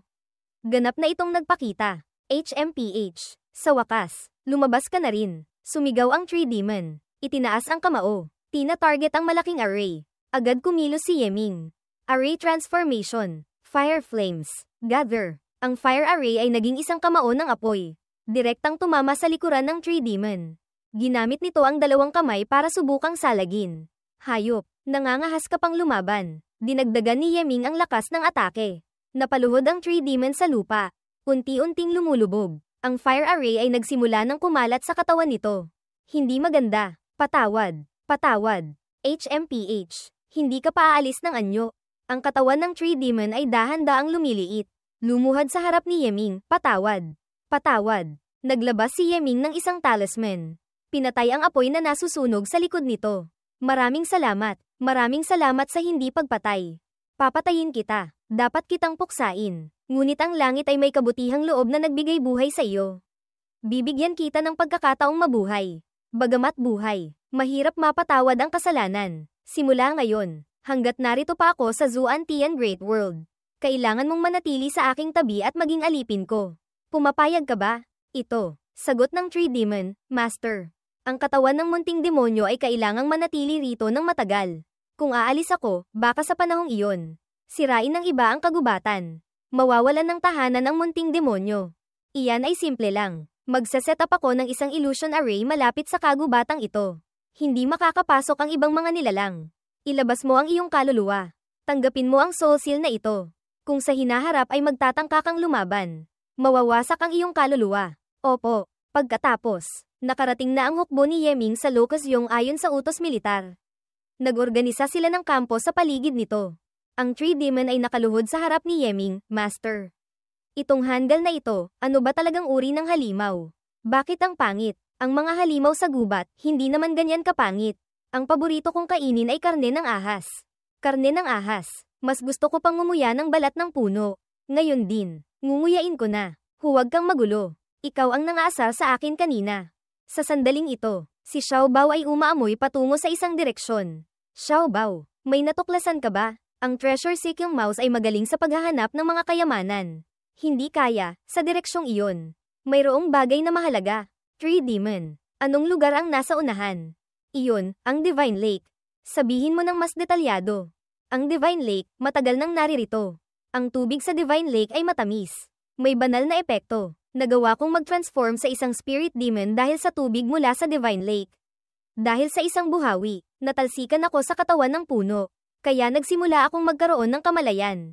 Kung gayon, bakit hindi ka lumipat sa tabi ng pampang ng Divine Lake at doon manirahan? Ang Divine Lake ay solo na inaangkin ng Divine Lake Palace. Huwag mo nang sabihing pumasok. Kahit lumapit lang, malaki ang posibilidad na mapatay ka ng mga malalakas na taong iyon. Divine Lake Palace. Mukhang isang malakas na puwersa ito. Kailangan pa ng mas maraming impormasyon. Ang mga tao ng Divine Lake Palace ay nagsasanay ng Shinto. Sa kanila, mayroong 4 na divine beings. Maituturing silang isang medyo malakas na puwersa sa Zuan-Tian Great World. Ang dulo ng Shinto cultivation ay ang divine being. Binubuo ito ng 3 realms, lower realm, middle realm, upper realm. Bawat realm ay may 9 na antas. Malamang katumbas ito ng maraming martial disciples sa 9 na antas ng martial god hierarchy. Ang lakas ng isang divine being marahil ay hindi gaanong nalalayo sa isang martial god. Sa sandaling ito, biglang tumalon si Xiao Bao mula sa balikat ni Yeming. Ngunit nahawakan siya ni Yeming. Huwag kang tumakbo kung saan-saan. Hindi tayo pamilyar sa lugar na ito. Saan kita hahanapin? Kapag nagnakaw ka ng gamit at nahuli ka, hindi kita kayang protektahan. Manatili ka lang dito. Marami ka bang alam tungkol sa Zuan-Tian Great World? Sa kontinente, mga ilang puwersa ang mayroon. Pang-ilan ang Divine Lake Palace. Napatay ko na ang maraming tao. Marami akong nalaman mula sa kanilang mga bibig. Sa Zuan-Tian Great World, may kabuoang 9 na malalaking puwersa. Maliban sa Divine Lake Palace, nariyan din ang Star Constellation Sea, Evil Sword Manor, at iba pa. Sa ilalim ng bawat puwersa, maraming maliliit na mundo ang kanilang hawak. Sa katunayan, matagal na panahon na ang nakalipas. Napakarami ang mga puwersa sa Zuan-Tian Great World. Hindi naman ganito kailang tulad ngayon. Bigla na lang, isang araw, gumuho ang langit at lupa. Ang buong mundo ay naging ganito. Karamihan sa mga nilalang ay namatay. Unti-unting nabuo ang ilang na anyong ngayon. Ang dahilan ng lahat ng ito ay ang pagguho ng langit at lupa. Ang Heavenly Wheel, maaari palang magbago. Tama ka, narinig kong ang Heavenly Wheel sa Great World. Bawat isang epoch ay guguho ng isang beses. Pagkatapos, ito ay muling mabubuo, lilikha ng bagong Heavenly Wheel. Ang ibig mong sabihin, ang dating Heavenly Wheel ay gumuho na. Ang bagong Heavenly Wheel ay hindi pa nabubuo. Kaya ang Zuan-Tian Great World ngayon ay nawalan ng pamamahala ng Heavenly Wheel. Kaya naging ganito. Malamang ganoon nga, sa madaling salita, ganyan ang sabi ng iba. Hindi kaya, ang pagkakataon na sinasabi ng Vermilion Bird Emperor ay tumutukoy sa pagguho ng Heavenly Wheel ng Zuan-Tian Great World. Alam kaya ito ng aking guro at ng iba pa. Hay, huwag nang ang isipin ang mga ito. May mas mahalaga pa, itong Crimson Sun Token, nakuha ko sa Crimson Sun Heavenly Cave. Noon, may kabuo ang 2 piraso. Ako at si Lan. Tig-isa kami. Bagamat sa kasalukuyan ay hindi ko pa magamit ang reverse function ng Crimson Sun Heavenly Cave, ngunit maaari kong baguhin ng kaunti ang array formation sa loob. Magpapadala ako ng mensahe kay Lan. Kung maririnig ni Lan ang boses ko, tiyak na hahanap siya ng paraan para kontrolin ang Crimson Sun Token. Sa panahong iyon, sa pamamagitan ng pag-activate niya ng array formation, gamit ang aking Crimson Sun Token, matutukoy ko ang lokasyon ni Lan. Lan, nakatapak na ako sa Zuan-Tian Great World. Sa kasalukuyan, malapit ako sa Divine Lake Palace. Narinig mo ba? Lumipat ang eksena sa Hidden Sword Manor. Natanggap ng token ang mensahe ni Yeming, Lan. Nakatapak na ako sa Zuantian Great World. Sa kasalukuyan, malapit ako sa Divine Lake Palace. Narinig mo ba? Sa isip ng Ninth Young Master, haha. Sulan, kaya pala ayaw mong sumama sa akin. Mayroon ka na palang ibang gusto. Kung mamamatay ang taong ito, tiyak na mawawalan ka na rin ng pag-asa. Hindi ba? Hidden Sword Manor. Sa loob ng isang lihim na silid. Si Sulan na kamukha ni Yeming ay nakakulong. HMPH. Ang Hidden Sword Manor, napakaraming malalakas. Kahit ngayon ay narating ko na ang peak ng Martial Ancestor Realm. Nakakulong dito, mahirap pa ring makatakas. Mas mabuting magsikap na lang sa pag-cultivate. Mag-focus sa pag-breakthrough. Pagkatapos maging Martial Monarch, marahil ay magkakaroon ng isang sinag ng pag-asa. Bumalik sa lugar kung saan nagkakampo si Yeming. Si Yeming ay masigasig na nagsasanay ng espada. Tumutok si Yeming, humiwa ng isang beses pababa sa lupa. Pagkatapos ay lumapag para obserbahan ang sitwasyon. Sabi ni Beiming, ang espada sa kamay ni Master ay hindi maganda. Dahil ang puso ay hindi matatag. Ang isipan ay hindi mapakali. Ang pagsasanay ng espada ng ganito, napakababa ng epekto. 2 oras na ang lumipas. Ang Crimson Sun token ni Lan, bakit wala pa ring tugon? Paano ako mapapanatag nito? Sa sandaling ito, biglang nakaramdam si Yeming ng killing intent. Sa kalangitan, may kung anong lumitaw na papalapit. Isang berdeng espada ang bumubulusok. Nagmamadaling sumigaw si Yeming. Emperor Sword Talisman Armor. Activate. Ginamit ni Yeming ang Emperor Sword para ganap na harangin ito. Sunod-sunod na pagsabog ang umalingaw-ngaw. Pinipiga siya nito pababa. Nagmamadaling ginamit ni Yeming ang Emperor Sword Yin Yang Slash. Ang Sword Chi ay nahiwa ni Yeming sa maraming piraso. Sa sandaling ito, sa kalangitan, isang anino ang bumulusok. Hidden Sword 9 Styles. Blade Attack. Nang makita ito ni Yeming, ginamit niya ang Emperor Sword Yin Yang Wave. Nagbanggaan ang dalawang sword techniques. Ang lupa sa ibaba ay ganap ng nagkabitak-bitak. Ang shockwave ay kumakalat sa paligid. Sabi ni Beiming, napakalakas. Master, ang realm ng taong ito ay Martial Monarch. Ayos lang. Sa tulong ng Armor Talisman, ako ang magkakaroon ng kalamangan. Sa sandaling ito, naghiwalay silang dalawa, gamit ang iyong lakas ng Lower 8 Realms. Kung magsisikap ka, marahil ay mas mataas ka sa akin ng isang antas. Ngunit umaasa ka lamang sa lakas ng iyong baluti. Sino ka ba talaga? Bakit mo ako gustong patayin? Hindi mo na kailangang malaman. Bagamat gamit ang treasure artifact at secret techniques, maaari akong manalo, ngunit ang ganitong pagkapanalo ay hindi sapat para kumbinsihin ako. Kung iba pa, ayos lang. Ngunit ikaw lamang, kailangan kitang talunin ng harapan at marangal. Para makuha ko ang kanyang puso. Hintayin mo ako. Magseseklod ako ng 3 buwan. Pagkatapos kong mag-breakthrough, iyon na ang araw ng iyong kamatayan. Anong ibig sabihin nito? Saan ako nagkasala sa kanya? Sino ka ba talaga? Sabi ni Beiming, Master. Ang sword technique ng taong iyon ay napakahusay. Ang mahalagang espada sa kanyang kamay ay hindi pangkaraniwan. Tiyak na siya ay taga Hidden Sword Manor. Sabi ng Tree Demon, Master. Ang matalo ang isang taong may ganoon kataas na realm, nabuksan po ang aking mga mata. Kung wala ang lakas ng baluti, hindi ko kayang harapin ang isang Martial Monarch. Ang taong ito, ang paghahanap niya sa akin, tiyak na may dahilan. Tree Demon, sabihin mo sa akin ang sitwasyon ng Hidden Sword Manor. Ang Hidden Sword Manor ay isa sa pinakamalalakas na puwersa sa Zuantian Great World. Pangunahin silang nagsasanay ng espada. Mula nang itatag ito ng Hidden Sword Ancestor 10,000 taon na ang nakalilipas hanggang ngayon. Hindi mabilang ang mga malalakas na tao. Ang mga divine beings pa lang ay may 5 na. At saka, sa loob ng manor, mayroon pang 4 na peerless divine swords. Peerless divine swords. Interesante. Ano ang pinagmulan ng mga divine swords na iyon? Gaano kalakas? Ang partikular na sitwasyon, hindi ko rin alam. Narinig ko lang na ang 4 na divine swords na iyon ay mga bagay mula pa noong sinaunang panahon. Matagal nang umiiral mula pa noong panahon ng Ancestral Yuan Continent. At saka, sa bawat espada, mayroong isang peerless sword technique. Ang taong ito, siya ang unang naghanap ng gulo. Kung gayon, kung hahanap ako ng pagkakataon para nakawin ang mga divine swords, maituturing na itong pinakamagandang regalong pabalik para sa kanya. Hindi ba? Bakit? Hindi ka ba nasa loob ng Great Evolution Space? Bakit ka lumabas? May nangyari ba sa loob ng space? Tumango si Xiao Bao na parang manok na tumutuka. Bukas ang Great Evolution Space. Nagulat si Yeming nang makita ang nasa loob. Master, tulungan mo ako. May itim na usok na lumalabas sa katawan ni Xiao Qiang, Mukhang medyo nakabawi na ang iyong lakas. At nagsisimula ka ng magbago. Mabuti. Hayaan mong tulungan ka ng aking True Dragon Blood na mag-transform sa isang Flood Dragon. Pagkadikit pa lang ng patak ng True Dragon Blood ni Yeming kay Xiao Qiang. Ganap na itong nagbago. Tumubo na ang mga buto. Ang mga kaliskis ay dahan-daang nagbabago. HMPH. Ang kaliskis ng ahas ay naging kaliskis ng dragon. Sa ulo ay nagsimula na ring tumubo ang mga sungay. Ngunit mas maliit pa kaysa sa sungay ng dragon. At wala pang mga kuko. Ganyan pala ang itsura ng isang Flood Dragon. Pagkalipas ng 2 oras, lumitaw si Xiao Qiang sa kanyang bagong anyo. Tapos na ang pagbabago. Naguulat kay Master. Natapos na po ang 7 bahagi.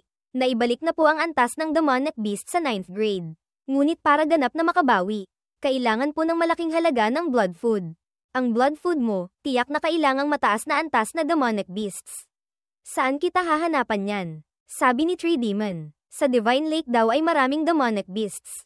Pupuslit ako doon at kakain ng 1 beses. Sapat na. Hindi ka ba natatakot na mapatay ka ng mga Divine Beings sa Divine Lake? Master, bigyan mo ako ng 1 escape talisman. Kung may Divine Being nahuhuli sa akin, tatakas lang ako. Talagang ang napakagaling mong tumulong sa akin na gumastos ng pera. Merit Steel. Gumastos ng 100.000 Martial God Coins. Ipalit sa 1 escape talisman. Maraming salamat, Master. Master. Hintayin niyo po ang balita ng aking tagumpay. Xiao Bao, dapat na rin tayong maghanda ng kaunti. Pupunta tayo sa Hidden Sword Manor para mag-imbestiga. Nang gabing iyon, sa Hidden Sword Manor, ang paligid ng Hidden Sword Manor na ito ay napapalibutan ng makakapal na array formations. Bagamat kaya kung sirain lahat ito sa loob ng 1 araw, ngunit tiyak na makakaalarma ito sa mga puwersa sa loob. Kailangang mag-isip ng paraan para makapuslit papasok. Napansin ni Yeming ang isang batang lalaki na naglalakad malapit. Ang 10th Young Master talaga. Hating gabi na. Gusto pang kumain ng ligaw na prutas. At ako pa ang pinapakuha. Nakakainis. Habang nagrereklamo pa siya, binigyan na siya ni Yeming ng 1 suntok sa ulo. Bumagsak siya sa lupa. Itong talisman badge na ito, tiyak na ito ang kailangan para makapasok. Sakto. Hihiramin ko muna ang iyong pagkatao para makapasok. Disguise technique. Sa sandaling ito, si Yeming ay nasa anyo na ng batang iyon. Dahan-daang pumasok sa loob. Habang naglalakad, nagmamasid. Ito na ang array formation. Mukhang napakatiwala ng mga taga-Hidden Sword Manor sa kanilang array formation. Hindi man lang sila naglagay ng mga bantay na nagpapatrolya. Xiao Bao, mararamdaman mo ba ang lokasyon ng mga Divine Swords? Umiling ito ng sunod-sunod. Mukhang walang silbi ang pagpasok dito. Kung hindi mahanap ang mga Divine Swords, lalabas na lang tayo. Zhou Xiaoan, anong ginagawa mo sa teritoryo ng aking mistress? At may dala ka pang basket ng prutas. Hindi kaya, balak mong magnakaw ng prutas. Hindi po, ate, wala rin po akong magawa. Pinilit po ako ni 10th Young Master na lumabas. Ang boses mo, bakit parang kakaiba? Parang paos. Hindi kaya, pinarusahan ka na naman ni 10th Young Master na tumahol na parang aso. Sinong nagsabing hindi? Tumahol ako buong gabi. Muntik na akong maging pipi. Kawawa ka naman. Sakto, binigyan ako ni Young Miss ng ilang matatamis na prutas. Sabay na tayong kumain. Sige po, sa isip ni Yeming, nagawa ko pang makatanggap ng pagmamalasakit mula sa isang bata. Umupo si Yeming kasama ang batang babae sa ilalim ng isang puno. Hindi maaaring masayang ang pagpunta rito. Ang batang ito, mukhang maraming alam. Sakto, kukuha ako ng impormasyon mula sa kanya. Noong isang araw, narinig ko si 10th Young Master na nagsasabing ang 4 na Divine Swords ng ating manor ay wala na raw. Parang lihim na ibinenta ng manor. Binatukan ni Yeming ang sarili sa likod. Si 10th Young Master, kung ano-ano ang sinasabi. Ang mga Divine Swords ay ang mga kayamanan ng ating manor. Paanong maibibenta? Lahat sila ay nakalagay sa Soaring Heaven Pavilion na iyon. Hindi lamang may malaking array na nagpoprotekta. Mayroon pang 10 malalakas na tao doon. Sa isip ni Yeming, kaya pala hindi maramdaman ni Xiao Bao. May malaking array palang nagpoprotekta. Kung gayon, ayos, may Divine Swords doon. Ang ating manor, maaga o huli, ay magiging pinakamalakas na puwersa sa Zuantian.